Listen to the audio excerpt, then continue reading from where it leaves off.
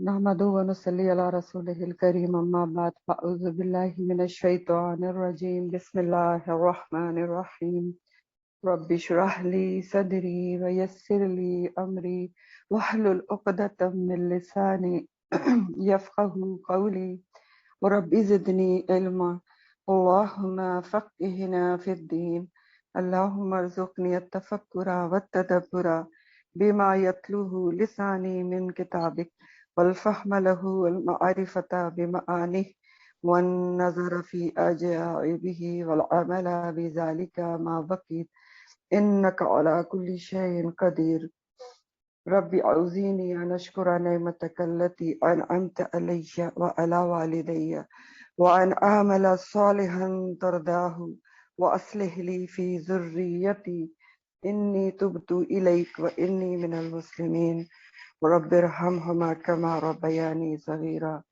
اللهم حاسبني حسابا يسيرا ربنا أتمم لنا نورنا واغفر لنا إنك على كل شيء قدير آمين يا رب العالمين السلام علیکم ورحمۃ اللہ وبرکاتہ۔ سورہ البقرہ آیت نمبر 25 سے ہماری آج کی تفسیر ہے، تھوڑا پیچھے سے ریکیپ کے ساتھ۔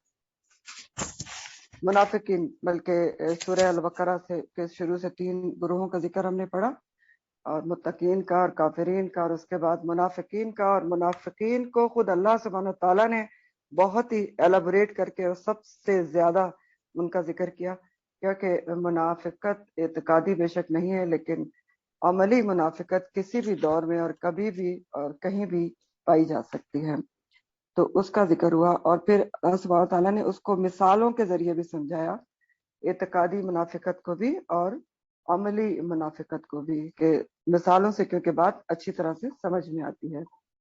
اس کے بعد 3rd رکوع کا سٹارٹ ہوا، یا ایھا الناس اعبدوا ربکم الذی خلقکم۔ اللہ تعالیٰ سبحانہ تعالیٰ نے سارے دنیا کے انسانوں کو دعوت دی کہ وہ ایک اللہ کی عبادت کریں، ایک اللہ کی عبادت کی دعوت دی گئی۔ ان ناس سے خطاب ہے، کیوں؟ اللہ کی بات، اور یہ جو ہے یہ قرآن کی مین دعوت ہے، مین مضمون ہے قرآن کا، کہ ایک اللہ کی عبادت، توحید کی دعوت دینا۔ اور پھر اس کے دلائل بھی دیے گئے کہ کیوں کہا جا رہا ہے کہ آپ ایک اللہ کی عبادت کریں، کیونکہ اس نے پیدا کیا تمہیں بھی، تم سے پہلے لوگوں کو بھی، وہی ہے جس نے زمین کو تمہارے لیے اتنا فرش کی طرح بچھا دیا، آسمان کو چھت کی طرح، اور ساری چیزیں جو آپ نے پڑھی۔ پھر ہدایت یہ کی گئی مین، فَلَا تَجْعَلُوا لِلَّهِ أَندَادًا وَأَنْتُمْ تعلمون، اللہ کے ساتھ کسی کو شریک نہ ٹھہراؤ، ہاں، کیونکہ یہ سخت تمہاری بے وفائی اور بے انصافی ہے کہ پیدا کرنے والا وہ، سب کچھ دینے والا وہ، پالنے والا وہ، تو تم اس کے ساتھ کسی اور کو اس کے برابر پہ لے آؤ۔ تو سب پہلے کلمے کے پہلے حصے کا ذکر کیا گیا کہ لا الہ الا اللہ، اللہ کے سوا کوئی معبود نہیں، تو اسی کو سچا معبود مانو۔ پھر آیت نمبر 23 سے اللہ تعالیٰ نے کلمے کے دوسرے حصے کا ذکر کیا، وَإِن كُنتُمْ فِي رَيْبٍ مِّمَّا نَزَّلْنَا عَلَىٰ عَبْدِنَا فَأْتُوا بِسُورَةٍ، اگر تمہیں شک ہے کہ یہ جو کلام اللہ ہے قرآن، وہ نبی کریم صلی اللہ علیہ وسلم نے نعوذ باللہ خود پیش کر دیا ہے، کسی سے بنوا لیا ہے، کہیں سے لکھوا لیا ہے، اللہ کا کلام نہیں ہے، تو چلو تم بھی ایک ہی صورت ایسی بنا لو۔ انہوں نے بنا لی، آپ بھی بنا لیں، ایک صورت، فاتو بصورت من مثلہ، ایک صورت لے آؤ۔ اور وَدُعُوا شُهَدَاءَکُم مِّن دُونِ اللَّہِ إِن کُنتُم صادقین، جس کو چاہتے ہو بلا لو، اللہ کو ایک چھوڑ دو، اس کے علاوہ جو جن و انس شاعر جس کی مدد چاہتے ہو بلا لو۔ پھر فرمایا کہ فَإِن لَّمْ تَفْعَلُوا، اور اگر تم یہ نہ کر سکو، یعنی ایک صورت بھی اس جیسی نہ لا سکو، یا ایک صورت پہ درکنار ایک آیت بھی اس جیسی نہ لا سکو، اور وَلَن تَفْعَلُوا، اور ہرگز بھی تم یہ کر بھی نہیں سکو گے، یعنی یہ قرآن کا صرف چیلنج نہیں ہے، پیشن گوئی بھی تھی کہ تم کر بھی نہیں سکو گے، اور نہیں کر سکا کوئی، اور نہ کر سکے گا، تو بس پھر اب کیا ہے کہ صرف قرآن پہ الزام لگاؤ اور کر کچھ بھی نہ سکو اس کے ثبوت میں، اس الزامات کے، تو فَاتَّقُوا النَّارَ الَّتِی، تو پھر بس بچو اس آگ سے جو تیار ہے، وقودھا جس کا ایندھن ہے، فیول جس کا، الناس والحجارہ انسان اور پتھر ہوں گے، اعدت للکافرین جو تیار کی گئی ہے کافروں کے لیے۔ تو اب آگے آپ کا سبق ہے، یہاں تک تھا، اور آگے اللہ تعالیٰ فرماتے ہیں کہ وَبَشِّرِ الَّذِينَ آمَنُوا، اور خوشخبری دے دو. تو یہ بھی قرآن کا بہت ہی خوبصورت انداز ہے کہ جہاں پر کوئی وعید آتی ہے، کوئی ڈراوا ہوتا ہے، اس کے فوراً بعد جہنم کا ذکر ہوتا ہے، آگ کا ذکر ہوتا ہے، اس کے فوراً بعد آپ دیکھیں گے کہ خوشخبری ہوتی ہے، جنت کا ذکر ہوتا ہے، وعدے ہوتے ہیں خوبصورت. تو سیم یہاں پر بھی ہے کہ وہ بشر الذین، بشر امر کا صیغہ ہے، اور بشرا سے ہے یہ خوشخبری دے دو ان لوگوں کو آمنو جو ایمان لائے، اور ایمان لا کر وہ عملو، اور انہوں نے عمل کیے صالحات نیک. تو خوشخبری کس کے لیے ہے؟ کہ جنہوں نے اس کتاب کو پڑھا، اس پر ایمان لائے، اس کی ہر بات کو مانا، اور اس کے تینوں کمپوننٹ پہ عمل کیا، اس کو دل سے مانا، اس کو زبان سے مانا، اور اعضاء سے اس پر عمل کیا. تو ان کے لیے خوشخبری دی جا رہی ہے کہ اس کی ان لہم جنات، جنتوں کی. کیونکہ دیکھیں وعید بھی کس کے اوپر دی گئی تھی؟ جو وہ فَإِن كُنتُمْ فِي رَيْبٍ مِّمَّا نَزَّلْنَا، اگر اس کتاب پہ شک ہے تو خوشخبری ظاہر ہے ان کے لیے جن کو کوئی شک و شبہ نہیں ہے، جو پکا ایمان لے آئے. ایمان کا مقصد سیدھے الفاظ میں کیا ہوتا ہے؟ مان لینا، قبول کر لینا. تو آمنو جو مان گئے کتاب کو، اللہ کی کتاب ہے، رسول کی رسالت صلی اللہ علیہ وسلم کو سچا مان گئے، اور اس کے مطابق نیک اعمال کیے. بشر الذین آمنوا وعملوا الصالحات. اب یہ عمل الصالحات کیا ہوتے ہیں، یہ ہم نے تھوڑا سا سمجھنا ہے، کیونکہ دیکھیں دو ہی چیزوں پر جنت کی خوشخبری دی جا رہی ہے، والذین آمنوا ایمان، اور دوسرا ایمان لا کر عمل الصالحات. تو عمل الصالحات کیا ہوتے ہیں، یہ ہمارے لیے سمجھنا بہت ضروری ہے. سیدھے الفاظ میں تو اس کے معنی ہوتے عملو، مطلب جنہوں نے عمل کیے، عمل سے ماضی جمع کا صیغہ ہے، جنہوں نے عمل کیے. صالحات صالح کی جمع ہے، صالح نیک، اچھے عمل، مقبول عمل. ٹھیک، عمل الصالحات کون سے ہیں؟ نیک، نیکیاں جو مقبول ہیں اللہ سبحانہ تعالیٰ کے یہاں، اللہ کے یہاں مقبولیت کا درجہ رکھیں، جس پر ریوارڈ ملے. ہر عمل ایسا نہیں ہوتا نا، عمل کی شرائط ہوتی ہیں جو اس کو مقبولیت کا درجہ دیتی ہیں، اور اللہ کے یہاں وہ قبولیت پاتا ہے. تو کیا شرائط ہیں عمل الصالحات کی؟ پہلی شرط ہے کہ اخلاص ہو اللہ سبحانہ تعالیٰ کے، نیت عمل کی خالص اللہ کے لیے ہونا چاہیے. اور یہ آپ سمجھ گئے ہوں گے کہ اخلاص اللہ کے لیے کیا ہوتا ہے، کیونکہ کئی دفعہ نیت میں اخلاص نہیں رہتا اور دکھاوا آ جاتا ہے دنیا کے لیے اور اس کے لیے اور اس کے لیے. تو نیتوں کو خالص رکھنا پہلی شرط ہے عمل کی قبولیت کی، کیونکہ اللہ تعالیٰ کو کسی طریقے سے بھی کوئی ملاوٹ، شرک پسند نہیں ہے. ہم کو پسند نہیں ہوتا تو اس کو کیسے پسند ہوگا؟ تو پہلی شرط ہے اخلاص، خالص نیت اللہ تعالیٰ کے لیے. دوسری شرط ہے علم کا ہونا، اور علم کی تو ہر قدم پہ ضرورت ہوتی ہے. اور علم کون سا ہے؟ قرآن و سنت کا. کیونکہ دیکھیں اگر آپ کو علم نہ ہو تو آپ کوئی نیک عمل کر ہی نہیں سکتے صحیح طریقے سے، یعنی ایسے نہیں کر سکتے کہ جو قبول ہو جائے.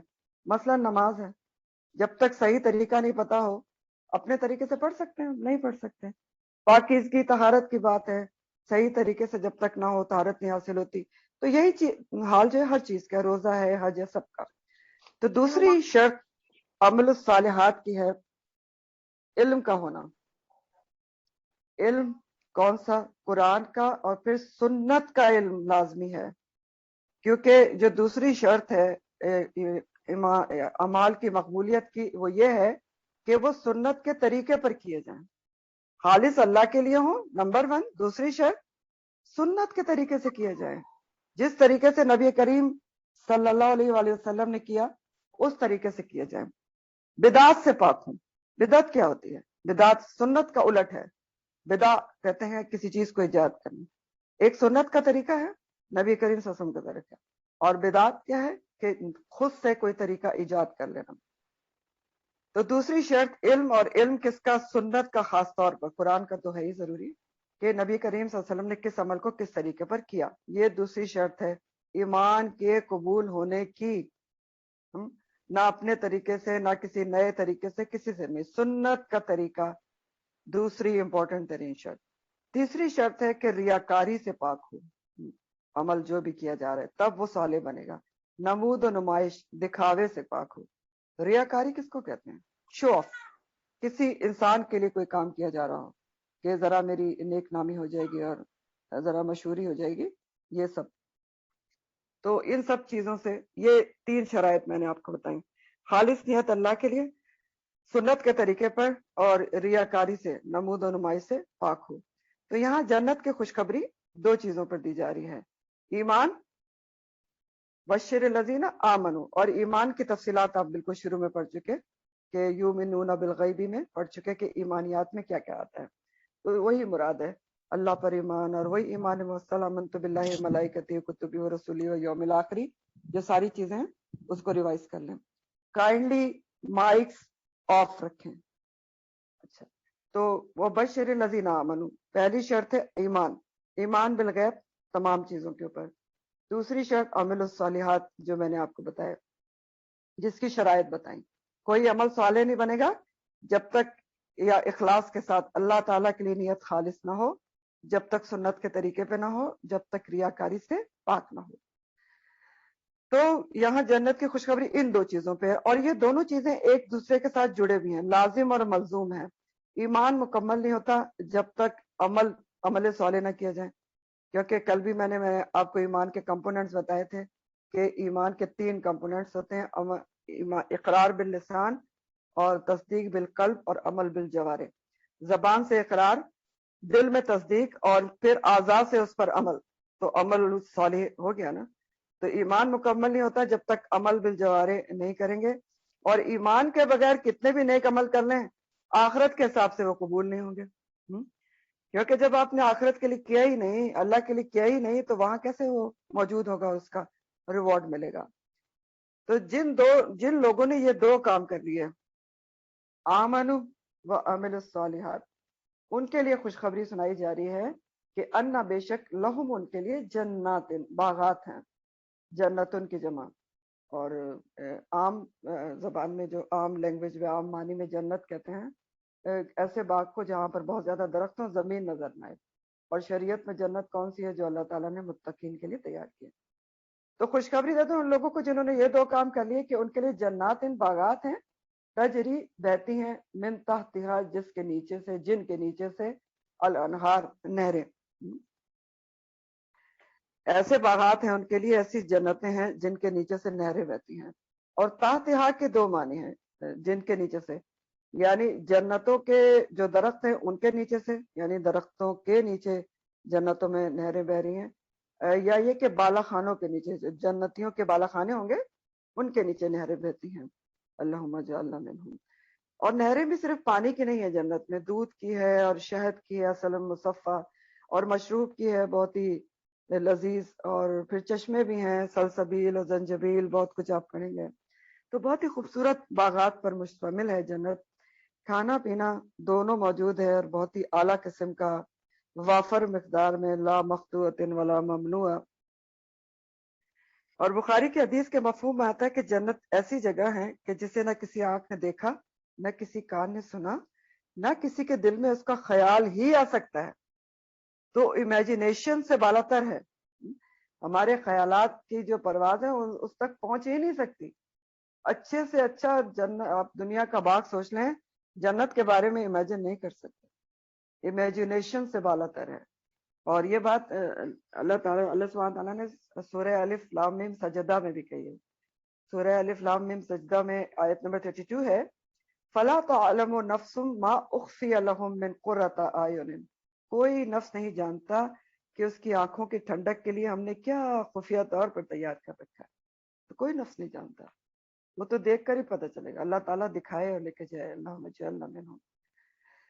تو اور ایک اور سورہ زخرف میں اللہ تعالیٰ فرماتے ہیں آیت نمبر 43، وَفِيهَا مَا تَشْتَهِي أَنفُسُ. جو انسان مانگے گا، جو خواہش کرے گا، جو سوچے گا، وہ حاضر ہو جائے گا. تو کیا جگہ ہے جنت. تو من تحتہا الانہار کلما، جب کبھی، رزقو، وہ رزق دیے جائیں گے، منہا، ان باغات سے. منہا کس کے لیے؟ جنات سے. من ثمرتن، کوئی بھی پھل، رزقاً، بطور رزق.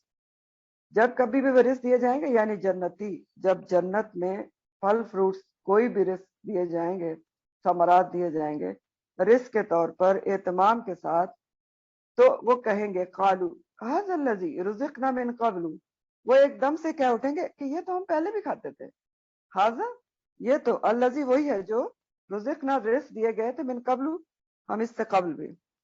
یعنی ایک دم سے ان کے منہ سے یہ نکلے گا کہ یہ تو وہی پھل ہیں یہ جو ہم دنیا میں بھی کھاتے تھے. لیکن اصل بات کیا ہے، اللہ تعالیٰ فرما رہے ہیں وہ اوتو، اور حالانکہ وہ دیے جائیں گے، اوتو آتا سے، بھی ساتھ اس کے متشابہن ملتے جلتے.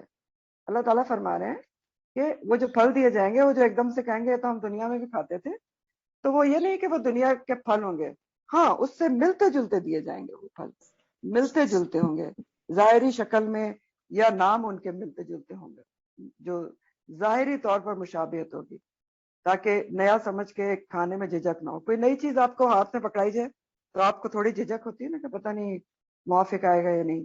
تو ابن عباس جو بہت ریناؤنڈ مفسر قرآن ہے، وہ کہتے ہیں کہ جنت کے پھلوں کی ظاہری طور پر صرف مشابہت ہوگی، اور نام ہو سکتا ہے کہ وہی ہوں کہ بھئی یہ انگور ہیں اور یہ آم ہے، یہ آپ کھا لیں، لیکن ان جنت کے پھلوں کا ذائقہ اور ان کا سائز مختلف ہوگا، بڑے سائز کے ہوں گے، اور کھائیں گے تو لذت ہی کچھ اور ہوگی، بالکل مختلف دنیا سے.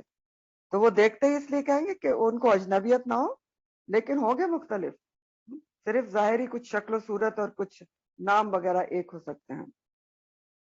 تو جنت کے پھلوں کا تو معیار بہت اونچا ہوگا، اعلیٰ کوالٹی کے ہوگی، ظاہری طور پر یا شکل یا نام ملتا جلتا ہوگا، یہ سب کچھ ہوگا.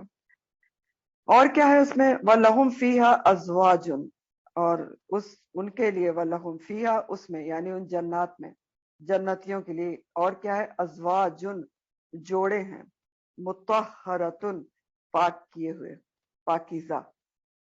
ازواج زوج کی جمع ہے، اور زوج کہتے ہیں جوڑے کو، شوہر بیوی یا کوئی بھی نر مادہ، ایون نباتات میں بھی کوئی جوڑا ہو تو اس کے لیے زوج کا لفظ آتا ہے.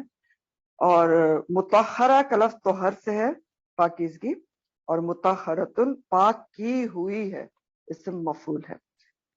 تو ان کے لیے یعنی جنتیوں کے لیے جنات میں پاکیزہ زوج ہوں گے، پاکیزہ مردوں کے لیے پاکیزہ بیویاں، اور پاکیزہ بیویوں کے لیے پاکیزہ مرد موجود ہوں گے. تو خاص خوبی جنت کے زوج کی بتائی جا رہی ہے، پاکیزہ مطہرتن. تو ہر قسم کی سے پاک ہوں گے، وہ جسمانی طور پر بھی پاک ہوں گے. اگر بیوی مراد لیں تو روایات میں آتا ہے، تفاسیر میں آتا ہے کہ جو جنت کی عورت ہے وہ حیض، نفاس، ان سب چیزوں سے پاک ہوگی. اور مرد بھی جو زوج ہیں وہ بھی یہ تھوک اور یہ جو دوسری نجاستیں ہیں. آپ کو پتا ہے کہ جنتیوں کو ٹوائلٹ وائلٹ جانے کی ضرورت نہیں ہوگی. حدیث میں آتا ہے کہ جنتی صرف ایک خوشبودار ڈکا لے گا، برب اپ کرے گا، اور اس کا کھانا ڈائجسٹ ہو جائے گا. تو جسمانی طور پر بھی پاکیزہ ہوں گے، اور روحانی طور پر بھی پاکیزہ زوج ہوں گے، کہ آپس میں کوئی حسد کینہ، ایک دوسرے کی عیب جوئی، کوئی ایک دوسرے میں برائیاں نکالنا، بغض، یہ سب چیزوں سے پاک ہوں گے. اور تیسرا، اخلاقی طور پر بھی زوج پاک ہوں گے، ایک دوسرے کے لیے کوئی بد کلامی اور بد اخلاقی اور کوئی برے الفاظ استعمال نہیں کریں گے. تو ایسا کیوں ہوگا؟ کیونکہ جنت میں جانے والوں کے وہ تمام اسباب، وہ تمام فیچرز ختم کر دیے جائیں گے جو شوہر اور بیوی کے درمیان دنیا میں تناؤ اور کھچاؤ کا باعث بنتے ہیں، اور اس کے بعد لڑائی جھگڑے اور پتہ نہیں کیا کیا. تو اب یہاں بھی آپ سوچ کے دیکھیں، جتنی بھی چیزیں میں نے آپ کو بتائی ہیں، سب سے پہلے ایک بہت اہم بات ہے جسمانی طور پر پاکیزہ اور صاف ستھرا رہنا. ایک بہت بڑا فیکٹر ہوتا ہے ازواج کے درمیان ایک کیا کہنا چاہیے، اچھے سلوک کا اور ایک اچھی تعلق کا. یہ ایک ایسی چیز ہوتی ہے کہ انسان کبھی منہ سے نہیں کہہ پاتا تکلف میں، اگر خیال نہ رکھا جائے. ذرا اس کو خود سوچیں آپ، گرمی ہے، پسینہ ہے، کچھ بھی ہے تو پھر لیکن اچھا تو نہیں لگتا. کس کو کسی کے پاس سے، کسی کے بھی پاس سے بری اسمیل اچھی لگتی ہے؟ تو جسمانی طور پر پاک پہلی بات ہے، دونوں صاف ستھرے. اور جہاں تک بیویوں کا تعلق ہے، آپ کو پتا ہے کہ ہمارا جو دین ہے ساری زیب و زینت تو شوہر کے لیے اجازت دیتا ہے، ساری زیب و زینت. فل ٹائم آپ تیار ہو کے رہ سکتی ہیں گھر میں آئے شوہر کے لیے. یہاں ہم الٹے ہی صاف کرتے ہیں، پتہ نہیں کوئی آئے گا تو چینج کر لو، ورنہ جیسے بھی. تو یہ سیکھنا چاہیے اور سکھانا چاہیے. پھر دوسری بات کہ لڑائی جھگڑے، یہ روحانی طور پر اور اخلاقی طور پر یہ سب ختم کر دیا جائے گا. تو یہ سارے اسباب ہوتے ہیں جو کھچاؤ تناؤ اور جھگڑے کا، تو وہ وہاں پر سب ختم کر دیے جائیں گے. تو اچھا یہ نہیں کہ اس دنیا میں انسان جنتیوں والی خوبیاں اور عادات اپنا لے تو آسانی ہو جائے گی نا. اللہ سبحانہ تعالیٰ کو زیادہ سوچنا نہیں پڑے گا کہ جنت میں بھیجوں یا نہ بھیجوں، آسانی سے جنت بھیج دیا جائے گا، اور پھر دنیا بھی جنت کا نمونہ بن سکتی ہے نا. تو لہم فیہا ازواج مطہرۃ، اور سب سے بڑھ کے کیا ہے، ہم فیہا خالدون، وہ اس میں ہمیشہ رہنے والے ہیں. جنتی اس جنات میں جن میں پتہ نہیں کیا کیا کیا ہے، ہمیشہ رہنے والے ہیں. خالدون، خالدون جو ہے وہ خالد کی جمع ہے، ہمیشہ رہنے والا اور ہمیشہ رہنے والے. اور اس کا روٹ خلد ہے، خیل آمدال. خلد اور خلدہ کے معنی ہوتے ہیں کہ کسی جگہ لمبے عرصے تک رہنا، حالت میں تغیر کے بغیر، یعنی کسی چینج کے بغیر لمبے عرصے تک رہنا. تو جنتی جنت میں لمبے عرصے ہمیشہ. اور خیر جنتیوں کے لیے تو ایمان والوں کے لیے ابدا کا لفظ بھی آتا ہے کہ ابدی طور پر وہیں رہیں گے، نہ وہ خود نکلنا چاہیں گے نہ کوئی انہیں نکالے گا.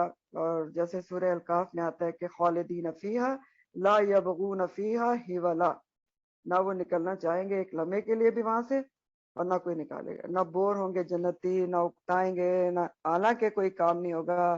سوچیں گے تو شاخیں جھک جھک کے فروٹ پیش کریں گی. کوئی بیماری نہیں، کوئی موت نہیں، بس کیا خوبصورت زندگی ہوگی. اور خالدون فیہا کے حوالے سے حدیث کا مفہوم میں آپ کو بتاتا ہوں کہ بخاری کی حدیث کا ہے کہ جب جنتی جنت میں چلے جائیں گے اور دوزخی دوزخ میں چلے جائیں گے تو موت کو ایک چتکبرے مینڈے کی شکل میں درمیان میں رکھا جائے گا جنت اور دوزخ کے، اور اس کو ذبح کر دیا جائے گا. اور ایک پکارنے والا کہے گا کہ اے جنتیوں اب کبھی موت نہیں، ہمیشہ زندگی ہے، اور اے دوزخیوں اب کبھی موت نہیں اور ہمیشہ زندگی ہے. تو اگر جنتی خوشی سے مر سکتے ہیں تو یہ سن کر خوشی سے مر جاتے ہیں، اور جہنمی اگر غم سے مر سکتے تو یہ سن کر غم سے مر جاتے ہیں کہ اب جو ہے یہی زندگی ہے، ہمیشہ کی زندگی. خالدون فیہا. اور جنت جنات تجری جو ہے من تحتہا الانہار، یہ وہ جگہ ہے جس کے لیے انسان کو بنایا گیا ہے. انسانی کے لیے تو بنائی گئی ہے، انسان جائیں گے اس کے اندر، جن اور انسان. تو انسان کی آزمائش کی جا رہی ہے اسی سلسلے میں. جنت میں پہنچانے کے لیے انسان کی آزمائش کی جا رہی ہے دنیا کے اندر کہ کامیاب ہو اور اس میں پہنچ جاؤ ہمیشہ کے لیے رہنے کے لیے. تو ابھی ہماری دنیا کی زندگی کیا ہے، ہم ایک ایگزامینیشن ہال میں ہیں اور ایگزامینیشن کا پرچہ ہمارے ہاتھ میں ہے، اور جیسے 3 گھنٹے کا ٹائم ہوتا ہے، اب یہ ٹائم ہمیں نہیں پتا، اللہ کو پتا ہے کہ کتنا ہمارے پاس ہے، لیکن ہے بہرحال کیلکولیٹڈ اور لمیٹڈ. اس میں ہم نے اس پرچے کو حل کرنا ہے. مارکس ہمارے ہاتھ میں ہے، جتنا اچھا کریں گے اتنی اچھی جنات مل جائیں گے. جنت کے 100 درجے ہیں نا. اور جنت جو ہے وہ اللہ تعالیٰ کی کریشن میں سب سے خوبصورت ترین چیز ہے.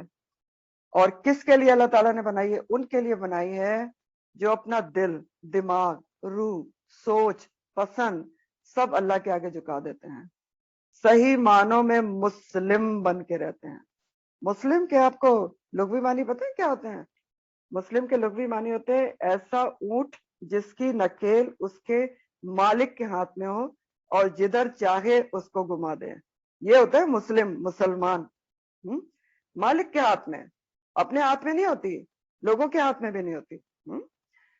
تو ایسے لوگوں کے لیے بنی جنت جو سب سے زیادہ محبت کرتے ہیں اللہ سبحانہ تعالیٰ سے، سب سے زیادہ اس کا ڈر ہے، تقویٰ ہے، سب سے زیادہ اس کو محبوب بناتے ہیں. تو دیکھیں نا، جو اور یہی چیز اصل عبادت ہے نا، کہ اپنا دل، روح، دماغ، سوچ، پسند سب اللہ کے لیے کر دیں. عبادت میں نے آپ کو کیا بتایا تھا، اور بات شروع کہاں سے ہوئی ہے؟ وہیں سے تو جڑی ہوئی ہے. یا الناس اعبدوا ربکم، اے لوگو اپنے رب کی عبادت کرو. عبادت صرف ریچولز نہیں ہے، بار بار یاد رکھیں، ہمہ وقت غلامی اور بندگی ہے، اطاعت فرما برداری ہے، پوجا پرستش اللہ تعالیٰ کی، ہر چیز میں اس کا حکم. تو یہی تو اصل عبادت ہے.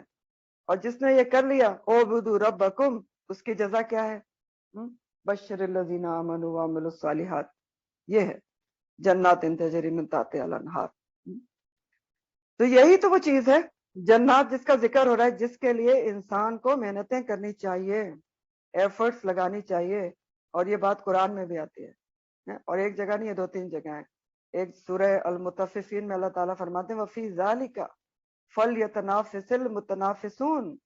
بس اسی جیسی چیزوں کے لیے تو کوشش کرنے والوں کو چاہیے کہ کوششیں کریں، محنتیں کریں، اس کو حاصل کرنے کے لیے ایفرٹس لگائیں. کیوں؟ کیونکہ باقی تو تمام چیزیں فانی ہیں. کلو من علیہا فان، سورہ رحمان کی آیت ہے. کلو، ہر چیز جو بھی دنیا میں، من علیہا فان، فانی ہے. بچنے والی کس کی ذات ہے؟ وہ یبقا وجہ ربک ذی الجلال والاکرام، صرف تیرے رب کی ذات جو ذی الجلال والاکرام ہے وہ بچنے والی ہے. تو آپ ذرا سوچ کر دیکھیں نا، اللہ کے سوا جس چیز سے بھی ہم محبت کریں، جس سے بھی، مال ہو، اولاد ہو، گھر ہو، والدین ہو، دولت ہے، ہیرے ہیں، جواہرات ہیں، کوئی بھی چیز جس سے بھی ہم محبت کریں، وہی ہمیشہ رہنے والی ہے، ہمیشہ ساتھ دینے والی ہے، ہمارے ساتھ جانے والی ہے، ہمیشہ فائدہ دے گی، اخروی طور پر فائدہ دینے والی ہے، ساتھ جائے گی. ایسی ہے کوئی چیز؟ نہیں ہے. بس وَيَبْغَى وَجْهُ رَبِّكَ ذِي الْجَلَالِ وَالْإِكْرَامِ ہے. تو انسان اللہ کے سوا جس سے بھی دل لگاتا ہے، وہ زیادہ تر وہ دل لگانا اس کو دکھ دیتا ہے، کیونکہ چیزیں بھی ٹوٹ جاتی ہیں اور امیدیں بھی ٹوٹ جاتی ہیں جب لوگوں سے زیادہ جوڑی جائیں. تو دنیا کی چیزیں ضرورت ہیں، اختیار کرنی چاہیے، یہ تو منع نہیں ہے. زینت الحیات دنیا ہے، بہت ساری چیزیں برتنی ہیں، لیکن سمجھنے کی بات کیا ہے؟ دنیا کی چیزوں کو مقصد زندگی نہیں بنانا چاہیے. مقصد ہے کہ بس میری زندگی کا مقصد یہ حاصل کرنا، یہ حاصل کرنا اور یہ حاصل کرنا. مقصد زندگی ہمارا یہ ہے جو ان آیات میں بتایا گیا ہے، یا ایھا الناس اعبدوا ربکم، ہر کام اس کے حکم کے مطابق، ہر کام یہ دیکھ کے کہ اس کا حکم کیا ہے، اس بارے میں یہ اس طرف توجہ ضرور ہونا، آخرت کے حساب سے کام کرنا. اور جس نے یہ کر لیا تو اس کی منزل جنت ہے، اور جنت میں جانے کا کرائیٹیریا ایمان اور عمل صالح. تو یہ بالکل ایسا ہی بات ہے کہ آپ دیکھیں، کوئی بھی آپ دنیا کے میں بھی کوئی باغ لگائیں، کوئی گارڈن، کوئی فارم ہاؤس، کچھ بھی بنائیں، تو کیا بلا محنت کے بن جاتا ہے؟ بہت کچھ لگتا ہے، پیسہ بھی لگتا ہے، ٹائم بھی لگتا ہے، ایفرٹس بھی لگتی ہیں، بھاگ دوڑ بھی ہوتی ہے. فلاں چیز کا درخت لگا لو، فلاں جگہ سے منگا لو، فلاں ملک سے منگا لو، یہ کر لو، وہ کر لو. تو پھر یہ تو جنات جو ہیں بہت عظیم، زبردست، خوبصورت ترین باغ ہے. تو اس کے لیے تو پھر محنت کرنی ہے نا، اور پھر جتنی محنت کر لی اتنا خوبصورت باغ. اور یہ باغ تو پھر 1-2 سال کے لیے نہیں ہے، کچھ سال کے لیے بھی نہیں لگے گا. خالدون فیہا ہے، خالدون فیہا. ایک بات بطور ٹپ یہاں مجھے یاد آئی، جو ہمیں بھی ہماری ٹیچر نے بتائی تھی اور ہم نے ہمیشہ اس کو یاد رکھا. دیکھیں، ہم سب کے پاس ہمیں 2 زندگیاں ملیں گی، ایک یہ زندگی ہے اور ایک وہ جو قیامت کے بعد شروع ہوگی، ہمیشہ کی زندگی. ایسا ہی ہے نا؟ اچھا، اب ان 2 میں سے نا ایک جگہ آرام کرنا ہے اور ایک جگہ جو ہے وہ کام کرنا ہے. ٹھیک ہے؟ اب یہ نہیں ہے کہ دونوں جگہ آرام ہے یا دونوں جگہ کام ہے، یہ اللہ تعالیٰ ناانصاف نہیں ہے. ایک جگہ کام ہے، ایک جگہ آرام ہے. اگر دنیا میں ہم نے کام کر لیا تو وہاں پھر آرام ہی آرام ہے، اللہ کے لیے ایفرٹس کر لیں. اور اگر یہیں صرف ہم سارا ریلیکس کرتے رہے تو پھر وہاں پھر محنت مشقت کرنی پڑ جائے گی. تو یہ بہت بڑی ٹپ ہے یاد رکھنے کی. پھر آگے اللہ سبحانہ تعالیٰ فرماتے ہیں کہ ان اللہ، بے شک اللہ تعالیٰ، لا یستحی، نہیں وہ شرماتا، نہیں وہ حیا کرتا. یستحی کا لفظ میں نے کل آپ کو بتایا تو حیا سے ہے یا، اور اس روٹ سے کے 2 معنی ہوتے ہیں، حیات بھی کرنا اور زندگی کے بھی معنی ہوتے ہیں. حیات اور حیا دونوں معنی اسی روٹ سے آتے ہیں، ہے یا. تو اللہ سبحانہ تعالیٰ نہیں شرماتا اس بات سے، ان یہ کہ یضربا، وہ بیان کرے، مثلا کوئی مثال، ماں جو بعودتن کسی مچھر کی ہو، فما فوقہ، یا اس کے بھی اوپر کی ہو. فوقہ کے مطلب ہوتے ہیں اوپر. اللہ تعالیٰ کسی چھوٹی سی چھوٹی چیز کی بھی مثال دیتے ہوئے نہیں شرماتا، چاہے مچھر کی ہو یا اس سے بھی بڑھ کرو جو اس کے اوپر ہے. تو اللہ سبحانہ تعالیٰ نے، ہمیں پتا ہے کہ قرآن مجید میں لوگوں کو سمجھانے کے لیے بہت خوبصورت مثالیں دی ہیں. ابھی آپ نے پیچھے بھی مثال سے منافقت کو سمجھا. تو اسی طرح قرآن میں ابھی آپ پڑھیں گے، اس میں ایک مثال دی گئی، مکھی کا ذکر آتا ہے اور ذبابہ، اور ایک جگہ مکڑی کا ذکر آتا ہے، مکڑی کے جالے کا آتا ہے، بیت العنکبوت کا. تو بعض لوگ جن کا مقصد یا غرض صرف قرآن سے سبق اور نصیحت حاصل کرنا نہیں تھا، بلکہ وہ صرف اس لیے قرآن کے مجلس میں آتے تھے یہ دیکھنے کے لیے کہ کون سا ایسا پوائنٹ پکڑے کہ جس پر کوئی آبجیکشن اٹھا سکیں، اعتراض کر سکے، مذاق اڑا دیں، مذاق اڑائیں، تو ایسا ہی اس کے ساتھ ہوا۔ اس آیت کے بھی شان نزول میں بیان ہوتا ہے، وہ میں آپ کو سناتی ہوں کہ جب اللہ سبحانہ تعالیٰ نے کفار کے قرآن پر اعتراض پر ان کو چیلنج دیا، یہ پچھلی آیت یہ تھی نا، آیات کہ وَإِن كُنتُمْ فِي رَيْبٍ، کہ اگر تم شک میں تو ایک اس طرح کی تم بھی ایک بنا لو، تو بنا تو وہ سکے نہیں۔ تو اب انہوں نے چین ان کو پھر بھی نہیں تھا، کیونکہ ظاہر ہے وہ کافرون تھے نا، ہر حال میں انہوں نے انکار کرنا تھا۔ تو اب انہوں نے کیا کیا کہ انہوں نے اپنے حسد، تکبر اور بغض میں اب یہ اعتراض اٹھایا کہ جب اس طرح کی مثالیں ان کے سامنے پیش کی گئیں کہ قرآن تو اللہ کا کلام ہے، اتنی بڑی کتاب ہے، اس میں مکھی اور مکڑی جیسی معمولی چیزوں کی مثال کیوں دی گئی ہے؟ یعنی یہ تو بہت عجیب سی بات ہے، کوئی بڑے عالم کی کتاب ہوتی ہے تب بھی اس میں ایسی چھوٹی بات نہیں ہوتی، تو اللہ سبحانہ تعالیٰ نے اتنی بڑی کتاب کے اندر اس کا کلام ہے تو اتنی چھوٹی چیزوں کی مثال کیوں دی؟ اور یہ بات کرنے سے مقصد کیا تھا ان کا؟ قرآن کی قدر و قیمت کم کرنا چاہتے تھے، اس کی اہمیت کم کرنا چاہتے تھے۔ اور یہ مثال کہاں دی گئی تھی جس پہ انہوں نے اعتراض اٹھایا، وہ بھی میں آپ کو بتاتی ہوں۔ پہلی مثال مکی کی سورہ الحج کی آیت نمبر 73 میں دی گئی ہے، الحج 73۔ اور وہاں پر یہ مکی کی مثال کس سے دی گئی ہے، کس کے لیے دی گئی ہے؟ یہ ان کے جھوٹے معبود، اصنام، بتوں کے لیے۔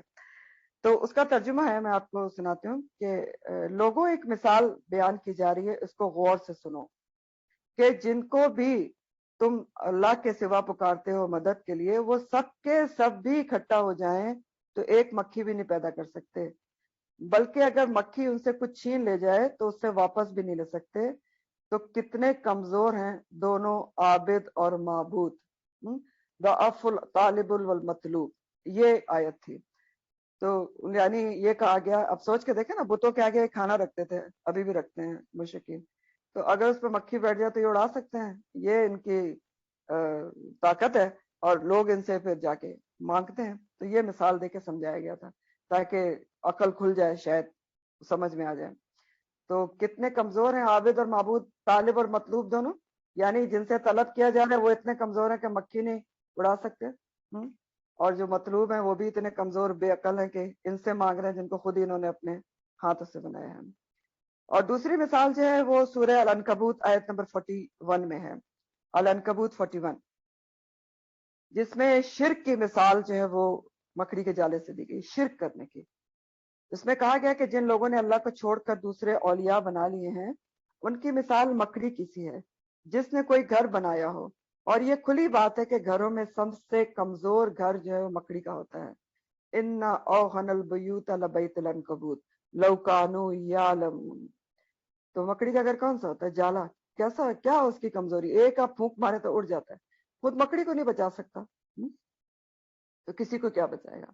تو شرک کی مثال دی گئی کہ اللہ کو چھوڑ کے۔ تو انہوں نے اب یہ اعتراض اٹھایا، تو اس پر اللہ سبحانہ تعالیٰ کا یہ جواب ہے کہ ان اللہ لا یستحی، اللہ تعالیٰ جواب دے رہے ہیں کہ اللہ تعالیٰ کو اس بات میں کوئی شرم نہیں آتی کہ اللہ تعالیٰ کسی مچھر کی مثال دیں یا اس سے بھی چھوٹی کی مثال دے دیں لوگوں کو سمجھانے کے لیے، ان کے سبق دینے کے لیے۔ اور آپ کو پتہ ہے کہ مچھر سے چھوٹی چیز کی مثال بھی حدیث میں آتا ہے نا کہ دنیا کی حقیقت مچھر کے پر جتنی بھی نہیں ہے اللہ کے نزدیک، تو اس سے چھوٹی کی بھی دی گئی ہے۔ تو اللہ تعالیٰ نہیں شرماتا، چاہے مچھر کی مثال ہو یا اس سے بھی چھوٹی چیز، فما فوقہا، اس سے بھی بڑھ کر کوئی چھوٹی چیز ہو۔ اور فما فوقہا کے بھی دو معنی کیے گئے کہ مچھر سے بھی بڑھ کر کوئی چھوٹی چیز ہو تو اس کی بھی مثال اللہ تعالیٰ دے سکتے ہیں سمجھانے کے لیے۔ اور دوسرا معنی یہ کیا گیا کہ آپ کو پتہ مچھر کے پر کے اوپر، جیسے میں نے بھی بتایا کہ مچھر کے پر کی بھی مثال ویسے بھی دی گئی ہے، مچھر کے پر پر ایک اور بھی چھوٹی چیز ہوتی ہے مچھر سے بھی چھوٹی، وہ کیا ہوتی ہے؟ ملیریل پیراسائٹ ہوتا ہے، وما فوقہا۔ تو وہ اللہ تعالیٰ اگر چاہیں تو اس کی بھی مثال دے سکتے ہیں، کیونکہ وہ بھی تو اتنا بیماری پھیلانے والا اور بہت ہی انجوریس چیز ہوتا ہے، کوئی حقیر چیز وہ بھی نہیں ہے۔ فما فوقہا کے تو اس طرح دو معنی کیے گئے ہیں۔ اب سوچنے کی بات یہ کہ اللہ تعالیٰ فرما رہے ہیں کہ اللہ تعالیٰ نہیں شرماتا کوئی بھی مثال دیتے ہوئے، چاہے وہ مچھری کی کیوں نہ ہو یا مکھی اور سے جو ہے آپ کی مکڑی، اس سے مچھر چھوٹا ہوتا ہے، تو مچھری کی بھی دی جا سکتی ہے، اور اس سے بھی کوئی جو چھوٹی چیز ہو اس کے فما فوقہا، تو اس سے بھی اللہ تعالیٰ مثال دے سکتے ہیں اگر لوگوں کو سمجھانا مقصود ہو۔ اب بات ہے کہ اللہ تعالیٰ کیوں نہیں شرماتے؟ تو اللہ تعالیٰ اس لیے نہیں شرماتے، نمبر 1 کیونکہ اللہ سبحانہ تعالیٰ کا مقصد بات سمجھانا ہوتا ہے، کسی بھی طریقے سے وہ لوگوں کو بات سمجھانا چاہتے ہیں، اور مثال سے بات بہت اچھی طرح سمجھ میں آتی ہے۔ اور بات یہ ہے کہ بات مکڑی اور مکھی کی نہیں ہے، بات یہ ہوتی ہے کہ انسان یہ دیکھے کہ اس سے کیا سمجھانا مقصود ہے۔ تو یہاں پر کہا یہ جا رہا ہے کہ تم اپنی توجہ اس بات پہ مرکوز رکھو کہ تم کو بات کیا سمجھائی جا رہی ہے، تم اس طرف کیوں چلے جاتے ہو کہ اس کی مثال دی گئی اور اس کی مثال دی گئی۔ تو یہ جو طریقہ کار ہوتا ہے نا، یہ بھی پھر انہی لوگوں کا ہوتا ہے جو اعتراضات نکالنا چاہتے ہیں، ورنہ جو ایمان والے ہیں نا، ابھی یہ بات آگے آئے گی، وہ اس طرف توجہ دیتے ہیں کہ اللہ تعالیٰ سمجھانا کیا چاہتے ہیں۔ اور قرآن میں اللہ سبحانہ تعالیٰ نے بہت خوبصورت خوبصورت مثالیں دی ہیں لوگوں کو سمجھانے کے لیے۔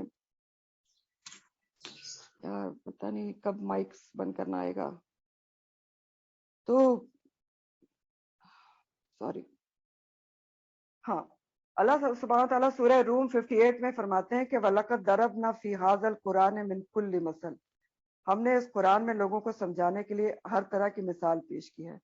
اور آپ پڑھیں گے اتنی خوبصورت خوبصورت مثالیں، ابھی منافقت کو اتنی اچھی مثال سے، پھر آپ سورہ ابراہیم میں پڑھیں گے کہ مومن کی مثال دی گئی ہے شجرۃ طیبہ سے، اور شجرۃ یعنی طیب پاکیزہ درخت سے، اور پاکیزہ درخت سے مراد وہاں کھجور کا درخت لیا گیا ہے، اور اتنی خوبصورت مثال سے سمجھایا گیا کہ مومن کی مثال کھجور کے درخت سے ہے، کیسے کہ وہ اوپر ہی اوپر جا رہا ہوتا ہے، صرف اللہ کی طرف اس کی ڈائریکشن ہوتی ہے، اور اس کی جڑ بہت مضبوط ہوتی ہے، اور اس کی شاخیں اوپر ہی اوپر ہوتی ہیں، ہر موسم میں پھل دیتا ہے، ہر کسی کے لیے فائدہ مند ہوتا ہے۔ تو اتنی خوبصورت مثال مومن کی۔ اسی طرح اور بھی ہیں، دنیا کی زندگی کی مثال دی گئی ہے کہ ایسی ہوتی ہے کہ جب جوبن پہ ہوتی ہے زندگی، تو انسان جیسے کسان اپنی کھیتی کو دیکھ کے خوش ہو رہا ہوتا ہے، انسان بھی خوش ہو رہا ہوتا ہے، پھر کیا ہوتا ہے اچانک مصفرن کھیتی زرد ہو جاتی ہے، پھر کیا ہوتا ہے چورا چورا ہو جاتی ہے۔ یہی دنیا کی زندگی، تو بہت مثالیں ہیں۔ تو اللہ تعالیٰ کا مقصد بات سمجھانا ہوتا ہے، تو اس کے لیے کسی چیز کی بھی مثال دی جا سکتی ہے۔ نمبر 2 بات یہ کہ اللہ کی مخلوق ہونے کے لحاظ سے ہر چیز جو ہے وہ برابر ہے، اور مطلب اللہ کی مخلوق ہے، چاہے وہ مچھر ہے یا مکھی ہے یا ہاتھی ہے، کچھ بھی ہے، اللہ کی مخلوق ہے، وہ اپنی کسی بھی مخلوق کی مثال دے سکتا ہے، وہ خالق ہے۔ اور نمبر 3 یہ کہ کسی بھی چیز کو اللہ تعالیٰ نے بیکار اور حقیر نہیں بنایا ہے، کوئی بھی مخلوق اس کی حقیر نہیں ہے۔ مچھر کہاں سے حقیر ہے؟ آپ سوچیں کتنے ہر سال کتنے لوگ دنیا بھر میں مچھر کے کاٹے سے مر جاتے ہیں، ملیریا سے اور ڈینگی سے، اور روایات میں آتا ہے کہ نمرود جیسا متکبر بادشاہ، اس کی موت مچھر کے ناک میں چلے جانے سے واقع ہوئی تھی، واللہ عالم۔ تو نہ مچھر بیکار چیز ہے، نہ مکھی، شہد کی مکھی دیکھ لیں کیا زبردست قدرت اور کیا شاہکار ہے اللہ سبحانہ تعالیٰ کا۔ اور چوتھی بات یہ ہے کہ کسی چھوٹی اور حقیر چیز کی مثال اگر دینی ہو تو ظاہر ہے کہ اسی جیسی چھوٹی اور حقیر چیز سے دی جائے گی نا، نہ کہ اعلیٰ چیز سے دی جائے گی نا۔ بھئی آپ کو کسی چھوٹی چیز کی مثال دینی ہے حقیر چیز کی، تو آپ حقیر چیز سے ہی دیں گے نا۔ اب دیکھیں اس کے بارے میں وہ جو مفسرین ہیں وہ یہ کہتے ہیں کہ اگر مثال اور مثل لہو یعنی جس کی مثال دی جا رہی ہے اور جس سے دی جا رہی ہے، اگر اس میں مماثلت ہو یعنی ایک جیسی چیزیں ہوں تو سمجھ لو کہ مثال صحیح ہے۔ تو یہ بھی تو ضروری ہے نا کہ آپ جس چیز کی مثال دے رہے ہیں، جس چیز کے لیے ان میں مماثلت ہو، ریزمبلنس ہو۔ تو یہاں دیکھ لیں کہ حقیر چیزیں ہیں دونوں، ایک طرف شرک ہے، شرک سے حقیر کوئی چیز ہے، دوسری طرف معبود ہیں جھوٹے، اس سے بھی کچھ نہیں، تو حقیر چیز کی مثال دی جائے گی نا۔ تو یہ ایک بیکار سا اعتراض تھا جو انہوں نے اٹھایا، بہت ہی ایک مومل سا، اور جس کا کوئی فائدہ نہیں ہوا۔ لیکن اللہ تعالیٰ اس پہ کمنٹ کیا کر رہے ہیں کہ کہہ رہے ہیں کہ اسی مثال کے اوپر اور ان کے اس اعتراضات کے اوپر اللہ سبحانہ تعالیٰ فرماتے ہیں کہ فَأَمَّا الَّذِينَ، تو رہے وہ لوگ آمنو جو ایمان لائے۔ اب یہاں پر اللہ سبحانہ تعالیٰ مثال کے اوپر جو ریئیکشن ہے نا ایمان والوں کا اور انکار کرنے والوں کا، اس کا فرق بیان کریں گے۔ کہ ایمان والوں کا اور ان کا فرق کیا ہوتا ہے، انکار کرنے والوں کا مسل سن کے یا اللہ کی بات سن کے، یہ فرق بتایا جائے گا، ریئیکشن میں کیا فرق ہوتا ہے۔ تو فَأَمَّا الَّذِينَ آمَنُوا، تو رہے وہ لوگ جو ایمان لائے، فَيَعْلَمُونَ، تو بس وہ تو جانتے ہیں، علم رکھتے ہیں۔ کیا جانتے ہیں ایمان والے؟ کہ انہو، بے شک وہ، الحق، سچ ہے، حق ہے۔ کیا بے شک وہ؟ یہ مثال ایمان والے جانتے ہیں کہ جو مثال دی جا رہی ہے قرآن میں وہ حق ہے، سچ ہے۔ کیوں؟ کیونکہ میرے ربہم، ان کے رب کی طرف سے۔ یعنی ایمان والے اس لیے فوراً مثال کو حق اور سچ سمجھ لیتے ہیں کہ ان کو یہ یقین ہے کہ یہ ان کے رب کی طرف سے آئی ہے، تو یقیناً اس کا کوئی مقصد ہوگا، ہمیں کوئی بات سمجھائی جا رہی ہے تو وہ اس مقصد کو جان لیتے ہیں، سمجھ لیتے ہیں اور سبق حاصل کر لیتے ہیں۔ سورہ العنکبوت آیت نمبر 43، العنکبوت 43 میں اللہ تعالیٰ فرماتے ہیں تِلْكَ الْأَمْثَالُ نَضْرِبُهَا لِلنَّاسِ وَمَا يَعْقِلُهَا إِلَّا الْعَالِمُونَ۔ یہ مثالیں ہیں جو ہم نے بیان کی ہیں قرآن میں لوگوں کو سمجھانے کے لیے، لیکن نہیں ان کو سمجھتے، لیکن صرف علم والے سمجھتے ہیں۔ علم والوں کو مثالیں سمجھ میں آ جاتی ہیں۔ یہ بھی بہت ہی غور طلب بات ہے کہ مثال اگر سمجھ میں نہ آ رہی ہو تو اس کا، تو اس کے بارے میں آتا ہے کہ بعض قرآن کے عالم جو تھے اس آیت کو پڑھ پڑھ کے زارو قطار روتے تھے۔ کیوں روتے تھے؟ کیونکہ ظاہر ہے ہر کسی کو ایک دم سے کوئی مثال سمجھ میں نہیں آتی، تو جب ان کو کائنڈلی مائکس میوٹ رکھیں، تو جب ان کو کوئی ایسی مثال قرآن میں بیان ہوتی تھی اور اس کو سمجھنے میں دقت ہوتی تھی تو وہ روتے تھے زارو قطار کہ اللہ تعالیٰ نے تو قرآن میں کہا ہے کہ عالموں کو مثال سمجھ میں آ جاتی ہے۔ تو بہرحال اللہ سبحانہ تعالیٰ کہہ رہے ہیں کہ جو لوگ ایمان والے ہیں ان کو تو بات فوراً سمجھ میں آ جاتی ہے، وہ آبجیکشن اعتراضات نہیں نکالتے، کیونکہ وہ یہ جانتے ہیں کہ انہ الحق من ربہم، کہ بے شک یہ حق ہے، سچ ہے، کیونکہ ہمارے رب کی طرف سے آئی ہے، رب کی بات ہے، قرآن کی بات ہے۔ اور دوسرا اس کے برعکس فَأَمَّا الَّذِينَ كَفَرُوا، رہے وہ لوگ جنہوں نے کفر کیا، فَيَقُولُونَ، تو وہ کہتے ہیں مَاذَا أَرَادَ اللَّهُ بِهَذَا مَثَلًا، وہ کہتے ہیں کیا کچھ ارادہ کیا اللہ تعالیٰ نے اس مثال کے ذریعے، یعنی اللہ تعالیٰ نے یہ مثال کیوں دی؟ اللہ تعالیٰ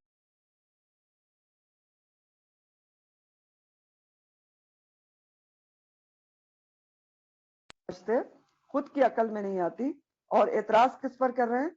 اللہ سبحانہ تعالیٰ پر، کہ اللہ تعالیٰ نے یہ مثال آخر دی کیوں ہے، بجائے اس کے کہ اپنی کم علمی اور کم عقلی کا اعتراف کریں، اللہ پر اعتراض کرتے ہیں۔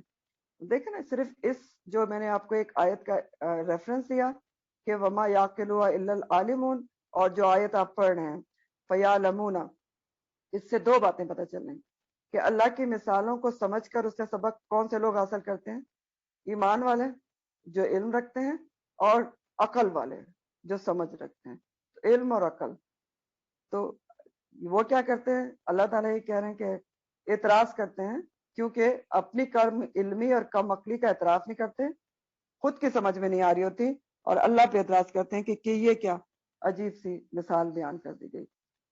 تو فرمایا گیا ان کے اس ایٹیچیوڈ پہ، اس دونوں ایٹیچیوڈ کے اوپر، کہ یدل بہ کثیرا، وہ گمراہ کرتا ہے، اللہ گمراہ کرتا ہے، بھی ساتھ اس کے کثیرن کثیر تعداد کو، وہ یہدی، اور وہ ہدایت دیتا ہے، بھی ساتھ اس کے کثیرن بہت کو۔ کس کے ساتھ؟ بھی کس کے لیے؟ بھی میں ہی کی ضمیر کس کی طرف ہے؟ مثال کی طرف۔ اللہ تعالیٰ فرما رہے ہیں مثال ایک ہی ہوتی ہے، مثال ایک ہی ہوتی ہے، اس کو پڑھ کے بہت سے لوگ جو ہیں وہ بھٹک جاتے ہیں اور بہت سے ہدایت پر آ جاتے ہیں۔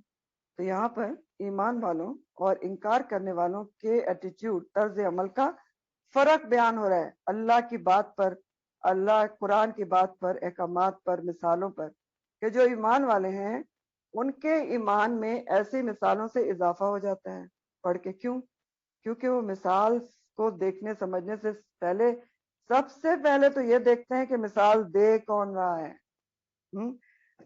میرے رب ہم ہے، میرے رب کی طرف سے ہے، تو سب سے پہلے تو ان کا دل کانپ جاتا ہے کہ رب کی بات پہ آبجیکشن کیسے ہو سکتا ہے، ظالمانہ اور ڈسکرمنیشن کیسے کہا جا سکتا ہے۔ تو سب سے پہلے تو وہ یہ دیکھ لیتے ہیں، تو جب وہ یہ دیکھ لیتے ہیں تو ان کا دل اللہ کی طرف جھک جاتا ہے، پھر وہ سوچ لیتے ہیں کہ اس میں کیا بات سمجھائی جا رہی ہے، مثال کو مان لیتے ہیں کہ یہ سچ ہے، حق ہے، میرے رب ہم ہے، تو ان کو یہ یقین ہوتا ہے کہ رب نے کہا ہے تو جو وہ کہے گا یقیناً اس میں ہمارا فائدہ ہوگا، سچ کہے گا تو اس سے ان کو اس مثال میں سے جو سمجھایا جا رہا ہے وہ سمجھ میں آ جاتا ہے، اس سے وہ سبق حاصل کر لیتے ہیں اور فائدہ اٹھا لیتے ہیں، ہدایت حاصل کر لیتے ہیں سمجھ کے، فضول بحث مباحثے نہیں کرتے، لاجک کیا ہے اور ریزن کیا ہے اور سمجھ یہ سب نہیں کرتے، اور ایمان میں بڑھ جاتے ہیں، اطاعت کر کے یقین کر کے ایمان میں بڑھ جاتے ہیں۔ اور دوسری طرف وہ لوگ جو انکار کرنے والے ہیں کسی کا بھی، اللہ کا انکار یا اس کے رسول کا انکار یا اس کی کتاب کا انکار یا اس کے احکامات کا انکار، اس کی مثالوں کا انکار، کوئی بھی، تو وہ کیا کرتے ہیں، بجائے مثال کو سمجھنے کے اعتراضات کرتے ہیں کہ یہ کیا بات ہوئی کہ قرآن میں اتنی چھوٹی چیز کی مثال دی گئی، کسی اور طریقے سے بھی تو سمجھایا جا سکتا تھا، آبجیکشن کرتے ہیں اور فلاں حکم تو بڑا مشکل ہے اور یہ تو ڈسکرمنیشن ہے، مزید بھٹک جاتے ہیں بجائے ہدایت حاصل کرنے کے۔ بھٹک کیوں جاتے ہیں؟ کیونکہ اللہ کے حکم پر اعتراض، دیکھیں نا بہت دل گردے کا کام ہے، اللہ کے حکم پر اعتراض ایمان والے تو کبھی بھی نہیں کر سکتے۔ ایمان والے اللہ کے حکم پر آبجیکشن کر سکتے ہیں کہ یہ مشکل ہے اور یہ کیوں ہے اور کیوں نہیں ہے؟ نہیں کر سکتے۔ تو جب کوئی اعتراض کرے گا تو پھر وہ بھٹکے گا نا، کیونکہ اس نے مین ہائی وے چھوڑ دی، اللہ کی طرف جانے والی ہدایت کا راستہ وہ چھوڑ دیا اس نے۔ تو اب کیا ہے، اس نے وہ ڈی ٹریک ہو گیا، کوئی پگڈنڈی پکڑ لی، جس سے کوئی مائک کائنڈلی آف کر دیجئے۔ تو اب جب کسی نے ہائی وے چھوڑ دی اور اس نے کوئی ڈی ٹریک ہو گیا، کوئی غلط ایگزٹ لے لیا، تو وہ تو بھٹکے گئی، پتہ نہیں کہاں کا کام پہنچے گا۔ اب رہی یہ بات کہ یہ بھٹکانے کی اور ہدایت دینے کی نسبت اللہ تعالیٰ کی طرف کیوں کی گئی ہے؟ یہ کہا گیا نا کہ یدل بہ کثیرا، وہ گمراہ کرتا ہے اللہ تعالیٰ، اور وہ یادی اور وہ ہدایت دیتا ہے۔ تو اللہ کی طرف نسبت کیوں دی گئی؟ کیونکہ یہ اللہ تعالیٰ کی مشیت ہے، قانون قدرت ہے کہ اختیار اور ارادہ تو انسان کو دیا گیا ہے نا، اختیار ہمارے پاس ہے نا، تو پہلا قدم تو ہم نے اٹھانا ہے کہ ہم کس طرف جانا چاہتے ہیں، پہلا قدم خود اٹھانا ہوتا ہے، ہدایت چاہیے گمراہی چاہیے، پھر جس طرف انسان جانا چاہتا ہے اس طرف چلا دیا جاتا ہے، جو ہدایت چاہتا ہے اس کو ہدایت پہ چلا دیا جاتا ہے، جو گمراہی چاہتا ہے اس کو گمراہی ملتی ہے۔ لیکن آگے اس کی بھی وضاحت کر دی گئی کہ اصل میں گمراہ ہوتے کون ہیں، وَمَا يُضِلُّ بِهِ إِلَّا الْفَاسِقِينَ، اور نہیں وہ گمراہ کرتا اس کے ذریعے، اس مثال کے ذریعے، مگر فاسقوں کو۔ فاسق گمراہ کون ہوتے ہیں؟ مثال کے ذریعے یا اللہ کی بات کے ذریعے، اچھی بات کے ذریعے گمراہ ہونا، تو کون ہوتے ہیں؟ اللہ تعالیٰ سبحانہ تعالیٰ فرما رہے ہیں فاسقین ہوتے ہیں۔ اللہ تعالیٰ نہیں کرتا کسی کو بھی، وہ پہلے سے فاسق ہوتے ہیں، جو اللہ کی بات نہیں مانتے وہ ضرور بھٹک جاتے ہیں۔ فاسقین کون ہوتے ہیں؟ فاسق کی جمع ہے فاسقین، فاسق کی جمع ہے فاسقین، فسق سے ہے۔ فسق کہتے ہیں لفظی معنی ہے کھجور کا چھلکا پھٹ کر گودا باہر آ جانا۔ تو فاسق کون ہوتا ہے؟ اللہ کی حدود توڑنے والا، اللہ کی حدود توڑنے والا، حدود توڑ کر باہر آنے والا، اللہ کے احکامات سے باہر آنے والا، اللہ کی باؤنڈریز کو توڑنے والا، یہ فسق ہوتا ہے اور فاسق کہتے ہیں۔ تو جو فاسق ہوتا ہے نا، اس کے وہ گناہ کو گناہ سمجھ کر کرتا ہے، اس کو پتا ہوتا ہے کہ یہ اللہ کی باؤنڈریز ہیں اور اس کو مجھے نہیں توڑنا، لیکن پھر بھی کرتا ہے۔ تو فاسق نافرمان اور سرکش ہوتا ہے، گناہ کو گناہ سمجھ کر بھی کرتا ہے۔ اور آپ کو پتا ہے کہ فاسق جو ہوتا ہے اس کے احکامات ہی الگ ہیں۔ تو بہرحال اللہ سبحانہ تعالیٰ فرمائے کہ ایسی مثالوں سے سوائے فاسقوں کے کوئی گمراہ نہیں ہوتا، کیونکہ وہ آلریڈی انکار کرنے والے ہوتے ہیں، ان کا طرز عمل ہی ہے کہ انہوں نے اللہ کی باؤنڈریز توڑنی ہے، انہوں نے اعتراض نکالنا ہے، نافرمان سرکش پہلے ہی ہوتے ہیں، گناہ کو گناہ سمجھنے کے باوجود کرتے ہیں، تو وہ گمراہ رہنا چاہتے ہیں نا۔ اس کا مقصد یہی ہوا نا، جب انسان گناہ کو گناہ سمجھ کر بھی کر رہا ہے تو اس کا مقصد کیا ہوا کہ وہ رہنا چاہتا ہے گمراہ، تو اس لیے فاسقین ہی گمراہ ہوتے ہیں۔ تو ان آیات میں ہمارے لیے بہت سے اسباق ہیں، سیکھنے کی باتیں ہیں۔ سب سے پہلی بات یہ کہ اللہ سبحانہ تعالیٰ نے فرمایا کہ اللہ سبحانہ تعالیٰ حق بات کرنے سے نہیں گھبراتے، نہیں شرماتے، تو حق بات کرنے سے گھبرانا نہیں چاہیے، ڈرنا جھجکنا نہیں چاہیے، چاہے کوئی بھی سچائی ہو۔ دیکھیں سچائی اور حق بات دو طرح کی ہو سکتی ہے نا، ایک یہ کہ آپ کوئی مسئلہ ایسا پوچھنا چاہتے ہیں جس میں آپ کو پوچھنے میں جھجک آ رہی ہے، کیسے پوچھوں کیسے پوچھوں، اب کیا ہوگا؟ نہیں پوچھیں گے کبھی بھی کریکشن نہیں ہوگی، غلط کام کرتے رہیں گے، تو بہتر نہیں کہ پوچھ لیا جائے نبی کریم صلی اللہ علیہ وآلہ وسلم نے بخاری میں آتا ہے کہ انصار کی عورتوں کی تعریف فرمائی کہ انصار کی عورتیں بھی کیا خوب عورتیں ہیں کہ کوئی بھی مسئلہ حق معلوم کرنے میں نہیں شرماتی، تو پوچھ لینا چاہیے ورنہ کبھی زندگی بھر کریکشن نہیں ہو سکتی۔ اور دوسری بات، حق بات کون سی ہوتی؟ حق اور انصاف کی بات۔ تو یہ بھی قرآن کہتا ہے، آپ پڑھیں گے کہ حق بات، انصاف کی بات کہنی چاہیے انسان کو، ایمان کا تقاضا ہے، چاہے وہ بات اپنے خلاف ہی کیوں نہ جا رہی ہو، اپنے خلاف۔ اور پھر دوسری بات یہ کہ حق بات کون سی ہوتی ہے جس کو کرنے میں کوئی جھجک محسوس نہیں کرنا چاہیے، اس کی کچھ کنڈیشنز ہوتی ہیں حق بات کی، وہ بھی سمجھنا کہ حق بات کون سی ہے۔ کیونکہ یہ بھی نہیں ہوتا کہ ہم کہیں کہ میں کوئی لٹ مار دیں کسی کے سر کے اوپر کہ یہ میں نے تو حق بات کہی تھی، ایسا نہیں ہوتا۔ حق بات کون سی ہوتی ہے؟ اس کے 4 کمپوننٹس ہوتے ہیں، حق بات کے 4 باتوں پر مشتمل ہوتی ہے۔ نمبر 1، علم پر مبنی ہو، جو بھی بات کر رہے ہیں علم کے ساتھ دلیل سے کی جائے۔ نمبر 2، سراسر سچی ہو۔ نمبر 3، نیت اچھی ہونا چاہیے بات کرنے میں۔ نمبر 4، الفاظ اچھے ہونا چاہیے۔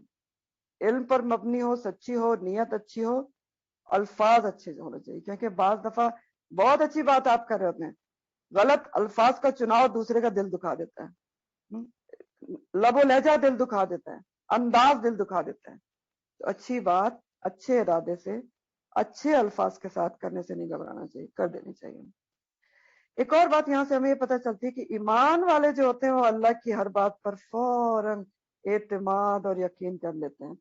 کیوں؟ کیونکہ وہ کہتے ہیں کہ من ربہم ہے، ہمارے رب کی طرف سے، کوئی شک و شبہ ان کو نہیں ہوتا اللہ کے حکم پہ، اللہ کی بات میں، کیونکہ وہ کہتے ہیں من ربہم ہے، میرے رب کی طرف سے ہے جو 70 ماہ سے زیادہ چاہنے والا ہے، تو یقیناً میرا اس میں فائدہ ہوگا۔ تو وہ کوئی آرگومنٹ، کوئی توجہ اس میں نہیں پوچھتے، نہیں ڈھونڈتے۔ نمبر 4، اللہ کی باتوں پر اعتراض یا ان کا مذاق اڑانا، یہ کیا آیت بتا رہی ہے؟ انکار کرنے والوں کا شیوا ہوتا ہے۔ فَأَمَّا الَّذِينَ كَفَرُوا فَيَقُولُونَ مَاذَا أَرَادَ اللَّهُ بِهَذَا مَثَلًا، آبجیکشن، مذاق، جو یہ نہیں جانتے کہ اگر اللہ کی کوئی بات، کوئی حکم، کوئی حد ہماری عقل میں نہیں سمجھ میں آ رہی تو ہماری عقل کم ہے، ناقص ہے، اللہ کی بات، اللہ کے حکم غلط نہیں ہو سکتی۔ تو اگر دیکھیں کوئی بات ہماری فوراً سمجھ میں نہیں آتی، ہوتا ہے کبھی پہلی دفعہ میں کوئی آیت، کوئی حکم سمجھ میں نہیں آتا تو دوبارہ سمجھنے کی کوشش کرنا چاہیے، آ جائے گی، پہلی دفعہ نہیں آئی دوسری دفعہ آ جائے گی، تیسری دفعہ آ جائے گی۔ اور اس لیے سمجھنے کے لیے سوال کرنا بھی کوئی بری چیز نہیں، علم کے حصول کے لیے سوال بھی ضروری ہوتا ہے۔ 5ویں بات، اللہ تعالیٰ نے کہا کہ یدل بہ کثیرن، کہ وہ گمراہ کرتا ہے کثیر کو، تو اس میں اللہ تعالیٰ کا کوئی قصور نہیں ہوتا، یہ تو میں نے آپ کو کلیئر کر دیا، کیونکہ اللہ تعالیٰ نے خود ہی آگے وضاحت کر دی کہ وما یدل بہ الا الفاسقین، کہ اللہ تعالیٰ نہیں بھٹکاتا، بھٹکتے وہی ہیں جو آلریڈی فاسق ہوتے ہیں، اپنی مرضی چلانا چاہتے ہیں کمات کے اگینسٹ اللہ تعالیٰ کے، تو وہی بھٹکتے ہیں، ورنہ اللہ تعالیٰ کسی کو نہیں بھٹکاتا۔ وہی بھٹکتے ہیں جو اللہ تعالیٰ کی باؤنڈریز کے اندر رہنا نہیں چاہتے، جو لپک لپک کے باہر آتے ہیں۔ تو فاسق کون ہوتا ہے؟ جو خود کو بدلنا نہیں چاہتا کسی حال میں، قرآن کو بدلنا چاہتا ہے، اپنے آپ کو نہیں بدلنا چاہتا، اللہ کی حدود معلوم ہونے کے باوجود توڑتا ہے۔ اور 6ٹھی بات یہ ہے کہ یہاں پر ہدایت کی بات آئی ہے، یہدی بہ کثیرن، ایک تو یدلو ہے نا، اگلی بات ہے کہ یہدی بہ، وہ بہت سے لوگوں کو ہدایت دے دیتا ہے مثال کے ذریعے، اور آپ شروع سے جہاں سے آپ نے قرآن کھولا وہاں آپ کو دعا سکھائے گی اہدنا الصراط المستقیم، اہدنا، ہدایت دے۔ تو ہدایت کیسے ملتی انسان کو؟ پیچھے آپ نے ختم اللہ علی قلوبہم یہ سب بھی پڑھا ہے کہ ہدایت نہیں حاصل ہوتی، مہریں لگ جاتی ہیں۔ تو 4 چیزیں ہوتی ہیں، وہ یاد رکھیں، ہدایت حاصل کرنے کے لیے 4 چیزیں ضروری ہیں، ہدایت حاصل کرنے کے لیے 4 چیزیں ضروری ہیں۔ نمبر 1، قرآن و سنت کا علم حاصل کرنا، اور صرف حاصل نہیں کرنا، اس سے مضبوط تعلق دل میں اتارنا، کیونکہ شروع میں بتا دیا گیا ہدل للمتقین۔ نمبر 2، کائنات پر غور و فکر، کائنات کی چیزوں پر غور و فکر بھی اللہ کی پہچان اور قربت عطا کرتا ہے۔ کائنات کی کسی بھی چیز پہ آپ غور کر لیں، آسمان پہ غور کرنا شروع کریں، زمین پہ کر لیں، پرندوں پہ، پودوں پر۔ ابراہیم علیہ السلام کی ہدایت کا ذریعہ کائنات پر غور و فکر تھا. آپ پڑھیں گے کہ انہوں نے اتنے بت گری کے ماحول میں بھی کائنات پہ غور و فکر کی. انہوں نے سورج کو دیکھا, انہوں نے کہا یہ بہت بڑا ہے, شاید یہی جو ہے پروردگار معبود ہوگا. تو وہ جب ڈوب گیا انہوں نے کہا نہیں یہ تو نہیں ہو سکتا کیونکہ یہ تو ڈوب گیا. اس طرح کی باتیں آپ پڑھیں گے. تو بہرحال نمبر 2 فیکٹر ہے کائنات پہ غور و فکر, اس سے بھی اللہ کی پہچان اور اللہ کا قرب حاصل ہوتا ہے. نمبر 3 ہے دعا, دعا کی کثرت, مانگے. شروع میں سکھائی دی گئی نا, اہدنا الصراط المستقیم. اور نمبر 4 ہے وہی صحبت, مجالس, نیک لوگوں کی مجالس, نیک صحبت, ملاقات, دوستی. کیونکہ نیک لوگوں کو بعض دفعہ صرف دیکھ کر ہی آپ کا ایمان بڑھ جاتا ہے. کوئی چیز ایسی نظر آ جاتی ہے آپ کو کہ ایمان کو ریمائنڈر مل جاتا ہے, کسی بات سے ریمائنڈر مل جاتا ہے. ایمان کو مضبوطی ملتی ہے جب ایمان والے ایک دوسرے سے ملتے ہیں. تو یہ 4 چیزیں ضروری ہیں. اگر ہدایت واقعی چاہیے تو ہمیں چیک کرتے رہنا چاہیے ان 4 چیزوں کے حوالے سے. آگے ایک اور بہت امپورٹنٹ چیز ہے آیت نمبر 27, بہت ہی ضروری. اور یہاں پر اب بیان کیا ہو رہا ہے, الذین ینقضون, فاسقین کی صفات بیان ہو رہی ہیں. یہ آیت کے اوپر جہاں لا لکھا ہوتا ہے نا اس کا مطلب ہوتا ہے بات کنٹینیو ہے. تو اللہ تعالیٰ نے کہا کہ صرف بھٹکتے وہی ہیں الا الفاسقین, جو فاسق ہوتے ہیں. اب فاسقین کی پہچان بتا رہے ہیں اللہ تعالیٰ, صفات بتا رہے ہیں کہ کون ہوتے ہیں فاسقین. الذین, وہ لوگ ہیں, ینقضون, جو توڑتے ہیں, عہد اللہ, اللہ کے عہد کو, من بعد میثاقہ, اس کے بعد کہ اس کو پکا کرنے میں. اللہ کے عہد کو پکا کرنے کے بعد توڑ دیتے ہیں. یہ پہلی ان کی پہچان ہوتی ہے فاسقین کی. ینقضون نقدا سے ہے اور عہد کے توڑنے کے لیے یہ ورڈ استعمال ہوتا ہے. عہد اور میثاق کا فرق میں نے آپ کو کل بتایا تھا. عہد وہ معاہدہ ہے, کمٹمنٹ ہے, جس کی پوری نگہداشت کی جائے, کہ حفاظت کی جائے, کہ اس کو پورا کرنا ہے. اور میثاق کہتے ہیں اس معاہدے کو جس کو لکھ کر پکا کیا جائے, لکھا پڑھی کر کے, یا قسم سے پکا کیا جائے, یا تکرار سے. تو فرمایا جا رہا ہے کہ پہلی صفت ہوتی ہے فاسقین کی, کہ وہ پہلی علامت ہے کہ وہ اللہ کے عہد کو, اللہ سے کیے ہوئے عہد کو توڑ دیتے ہیں, اس کو پختہ کرنے کے بعد بھی. تو اللہ کا عہد سے مراد کیا ہے جس کو توڑ دیتے ہیں؟ نمبر 1, اس سے فطری عہد مراد ہے, عہد الست, الف لام سین تے, عہد الست. ہاں, جو آپ سورہ الاعراف آیت نمبر 172 میں پڑھیں گے, الاعراف 172.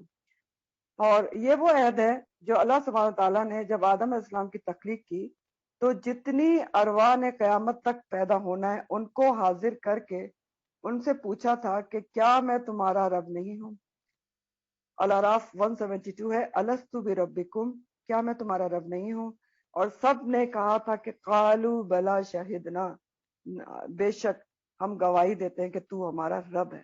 تو یہ جتنی بھی روحیں پیدا ہونی ہیں, جتنے بھی انسان قیامت تک آنے, سب نے یہ عہد کیا ہوا ہے کہ تو ہمارا رب ہے. سب کو معلوم ہے کہ اللہ ہمارا رب ہے, خالق مالک مدبر. چاہے وہ اسلام پہ رہے یا نہ رہے, دل کے اندر یہ عہد کہیں نہ کہیں موجود ہے. اور وہیں سورہ الاعراف میں آگے اللہ تعالیٰ نے وجہ بھی بتائی کہ یہ عہد کیوں لیا گیا, ان تقولوا یوم القیامہ انا کنا عن ھذا غافلین, تاکہ روز قیامت تم میں سے کوئی یہ نہ کہے کہ یا اللہ ہمیں تو معلوم ہی نہیں تھا کہ ہمارا کوئی رب بھی ہے, ہم تو غافل تھے. تو اس حجت کو ختم کرنے کے لیے اللہ سبحانہ تعالیٰ نے ہر روح سے یہ عہد لیا ہے. تو ہم سب نے یہ عہد اللہ تعالیٰ سے کیا, ہر انسان کر کے آیا ہے کہ ہم اس کو رب مانتے ہیں. اب من بعد میثاق ہی, اس کو پکا کرنے کے بعد. یہ پکا کب کیا گیا اس عہد کو؟ پکا جب کیا گیا جب اللہ سبحانہ تعالیٰ نے دنیا میں آنے کے بعد انسانوں کے پاس پیغمبر بھیجے, کتابیں بھیجی. تو پیغمبروں نے مزید دلائل کے ذریعے اس فطری عہد کو پکا کرایا کہ ایک اللہ کی اطاعت کرنی ہے. ہم نے بھی تو اس عہد کو پکا کیا نا, کیسے؟ لا الہ الا اللہ پڑھ کے. اور یہاں بھی تو پکا ہی کیا جا رہا ہے نا, لا الہ الا اللہ جو ہم پڑھتے ہیں, جو ہمارا مسلم ہونے کے کرائٹیریا ہے. لا نہیں, الہ کوئی الہ, کوئی معبود, الا مگر صرف اللہ, اللہ کے سوا کوئی معبود نہیں. تو اس یہ عہد کو ہم نے مزید پکا کیا ہے نا, وہ عہد الست کو, کہ اللہ کے سوا کوئی معبود نہیں. تو اگر ہم اللہ کے احکامات اب نہ مانیں, یہ سارے عہد کرنے کے بعد بھی, اپنے دل کی مانے یا دل کی نہ مانے، اللہ کے حکم کے مقابلے پر کسی بھی اور کی مانے، کسی رشتہ دار کی، کسی اولاد کی، کسی ماں باپ کی، کسی پیر کی، کسی فقیر کی، کسی رہنما کی بات کو اللہ کے بات کے مقابلے پر لے آئیں تو یہ عہد قائم نہیں رہتا، تو وہ نقد عہد ہو جاتا ہے، ینقضون عہد اللہ۔ پھر بعض مفسرین نے اس عہد میں وہ عہد بھی شمار کیا ہے جو اہل کتاب سے تورات اور انجیل میں لیا گیا ہے۔ اہل کتاب یعنی یہود و نصارہ کی کتابوں میں یہ عہد موجود ہے کہ ایک آخری نبی آئیں گے، اور جب وہ آئیں گے تو وہ ان پر ایمان بھی لائیں گے اور ان کی مدد بھی کریں گے، تو وہ عہد بھی مراد لیا ہے۔ تو بہرحال فاسقین کی پہلی اللہ تعالیٰ صفت بتا رہے ہیں کہ الذین ینقضون عہد اللہ من بعد میثاقہ، کہ وہ اللہ سے کیے ہوئے عہد کو توڑ دیتے ہیں اس کو پکا کرنے کے بعد، تو اس طرح وہ اللہ کے حقوق ادا نہیں کرتے۔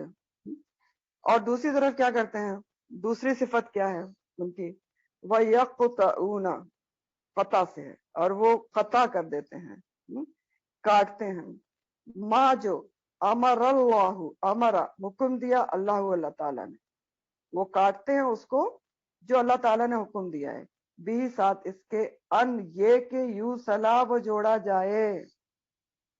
یو صلاح کا لفظ وصل سے ہے، وصل کے معنی ہوتے ہیں جوڑنا، دو چیزوں کو ایسے جوڑنا کہ آپس میں مل جائیں اور جدا نہ ہوں۔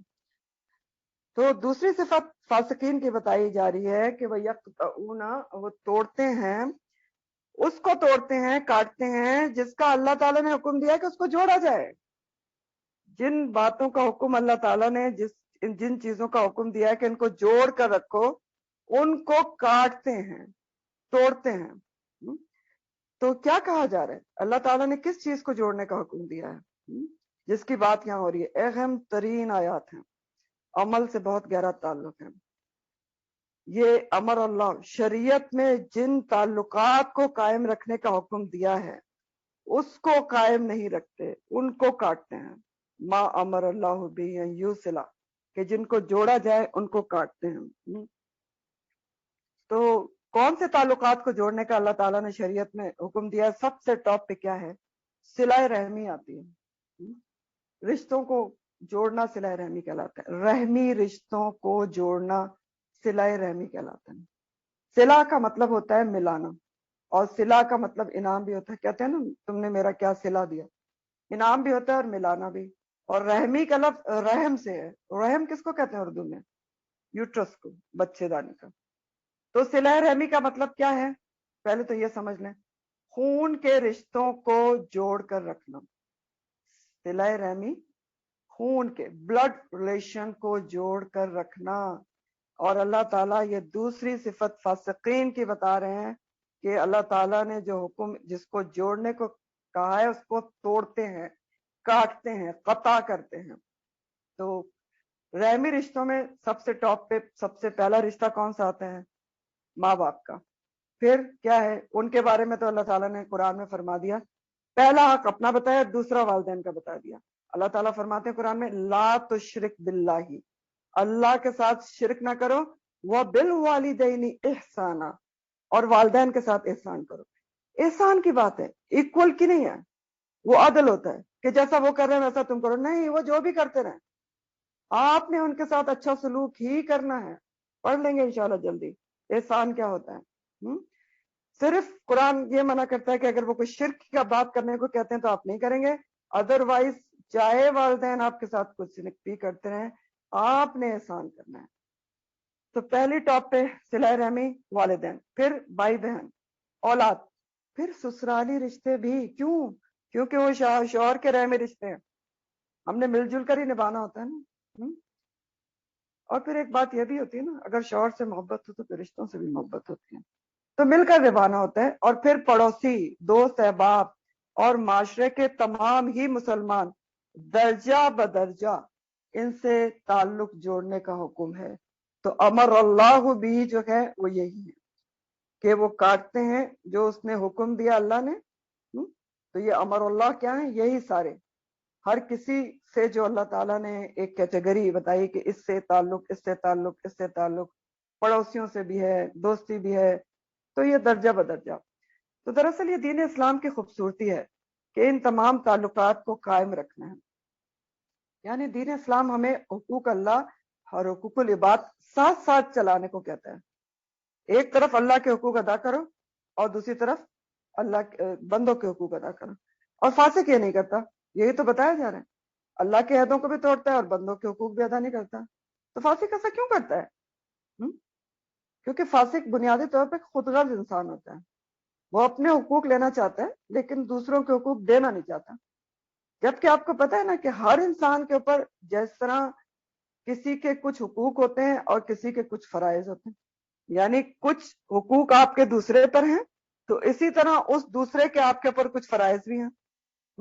حقوق دینے بھی ہیں اور حقوق لینے بھی ہیں, برابری رکھنی ہے نا. لیکن اگر صرف حقوق لیے جا رہے ہوں اور دیے نہ جائیں, ادا نہ کیے جائیں, تو کیا ہوتا ہے؟ تعلقات بگڑتے ہیں اور بگڑتے بگڑتے پھر قطع ہو جاتے ہیں.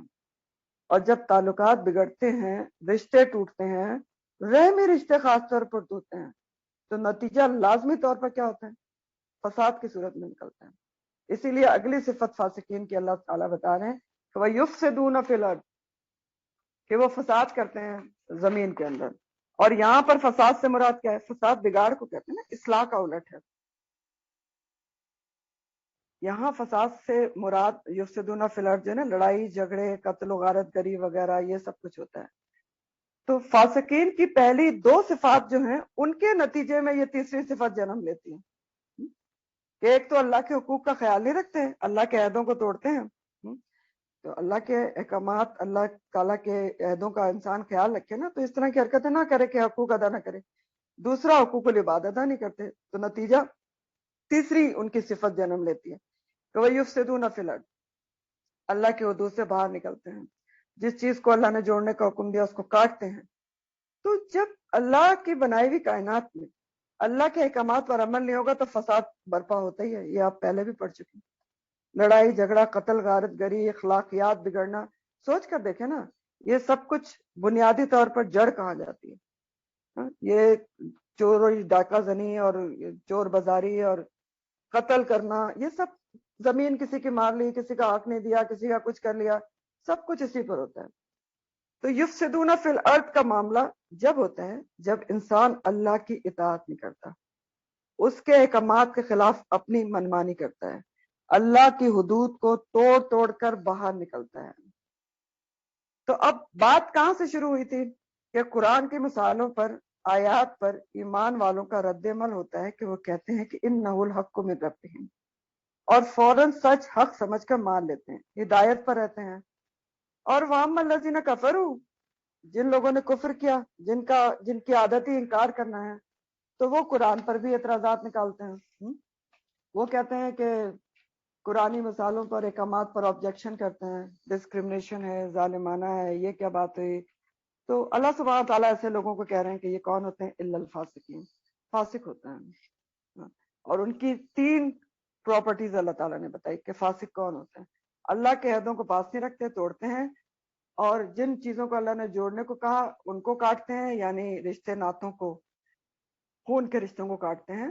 اور نمبر 3, ان سب باتوں کے ذریعے زمین پر فساد اور بگاڑ پیدا کرتے ہیں, لوگوں میں بے چینی, اضطراب, نفرت, حسد, بغض, غیبت, چغلی, یہ سب پیدا کرتے ہیں. یہ سب کچھ ہوتا ہے, سوچ کے دیکھیں, جب رحمی رشتے ٹوٹتے ہیں یہ سب کچھ ہوتا ہے کہ نہیں ہوتا؟ رشتہ توڑ کے بے چینی, اضطراب, یہ سب کچھ ہوتا ہے. ایک طرف, دوسری طرف نفرت, حسد, غیبت, چغلی, اور کچھ ہوتا ہے, تو بگاڑ ہی بگاڑ. تو ایسے لوگوں کا انجام پھر کیا ہونا چاہیے, وہی اللہ تعالیٰ بتا رہے ہیں کہ فاسقین کا انجام پھر ایسے لوگوں کا کیا ہے, اولئک هم الخاسرون, یہی تو وہ لوگ ہیں, هم الخاسرون, ہم کلمہ حسر ہے, اسٹریس کے لیے آتا ہے, یہی تو لوگ ہیں, یہی تو یقیناً وہ لوگ ہیں جو خاسرون, خسارہ پانے والے ہیں. خاسر کی جمع ہے, خسارہ, نقصان اٹھانے والے ہیں. کون سا نقصان؟ آخرت کا نقصان, اخروی خسارہ اٹھانے والے ہیں. کیونکہ دنیا کا نقصان تو قرآن اس کو نقصان کہتا ہی نہیں نا, کیونکہ اس کا تو مداوع ہو سکتا ہے, کوئی اتنا بڑا نقصان بھی نہیں ہوتا. قرآن جس کو خسارہ کہتا ہے نا, وہ اخروی خسارہ ہوتا ہے, انریپیئریبل ہے, جس کا مداوع نہیں ہو سکتا. دنیا کے نقصان کا مداوع ہو جاتا ہے, تو دنیا میں انسان چاہے جتنا بھی کامیاب ہو، اگر وہاں کامیاب نہیں ہے تو ہم الخاسرون ہے، خسارے میں ہے، جو ہمیشہ کا خسارہ ہے۔ تو اس آیت سے بھی ہمیں کچھ ضروری باتیں پتہ چلتی ہیں، اس کو دیکھ لیں۔ نمبر 1، اللہ کے کسی بھی عہد کو توڑنا نہیں چاہیے، خیال رکھنا چاہیے۔ عہد اللہ سب نے کیا، اس کو پکا بھی کیا ہے، لا الہ الا اللہ کہہ کے۔ تو لا الہ الا اللہ صرف منہ سے نہیں کہنا ہوتا، اس کو دل میں راسخ کرنا ہوتا ہے۔ راسخ راسخ کے معنی کیا ہوتے ہیں؟ گاڑنا ہوتا ہے گاڑنا ہوتا ہے دل میں کہ اللہ کے سوا کوئی معبود ہے نہیں۔ تو جب اس کے سوا کوئی معبود نہیں تو اس کے سوا کسی کی بات کیسے مانی جا سکتی ہے؟ کسی کی بھی، چاہے وہ اولاد ہو چاہے کوئی بھی ہو، نہیں مان سکتے۔ پھر نمبر 2، اللہ کے بندوں کے ساتھ تعلق جوڑ کر رکھنا ہے، اور اس سلسلے میں یہ آیات صلہ رحمی کے حوالے سے بہت ہی غور طلب ہے۔ رشتے داری توڑنا گناہ ہے، اور کس حد تک گناہ ہے یہ بھی آپ کو میں مزید ایک اور آیات اور کچھ احادیث سناتی ہوں۔ بہت بڑا گناہ ہے، اور افسوس کے ساتھ اور دکھ کے ساتھ لوگوں کو احساس ہی نہیں ہے۔ چھوٹی چھوٹی چیزوں پر تم میرے گھر نہ آنا، میں تمہارے گھر نہیں، تمہارا تعلق ختم ہو گیا، میں نے تمہاری شکل نہیں دیکھی، میرے مرنے پہ نہیں آنا، میں تمہارے مرنے پہ نہیں آؤں گی، بات ختم۔ ہاں، تو ضرورت ہے کہ اس چیز کو غور سے سمجھیں، اہمیت ہے، اور خود بھی سمجھیں، بتائیں۔ اور اہمیت ایک تو یہاں قرآن آپ کو بتا رہا ہے کہ فاسقوں کی صفت بتائی جا رہی ہے۔ پھر ایک اور جگہ سورہ الرعد 25، الرعد 25، والذین ینقضون عہد اللہ من بعد میثاقہ ویقطعون ما امر اللہ به ان یوصل ویفسدون فی الارض۔ سیم آیت ہے، لیکن اس کے بعد بہت بڑا چینج ہے۔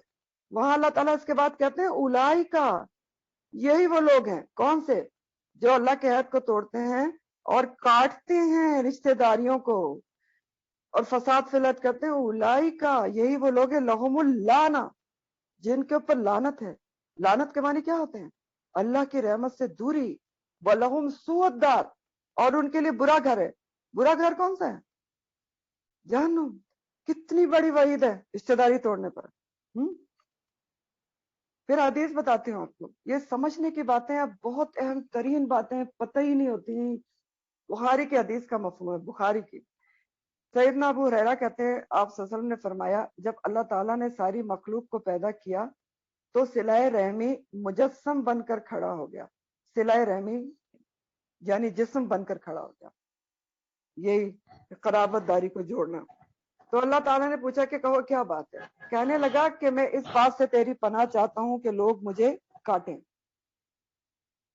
تو اللہ تعالیٰ نے فرمایا کہ کیا تو اس بات سے راضی نہیں ہے کہ جو تجھے جوڑے گا میں بھی اسے جوڑوں گا، اور جو تجھے قطع کرے گا میں بھی اسے قطع کر دوں گا۔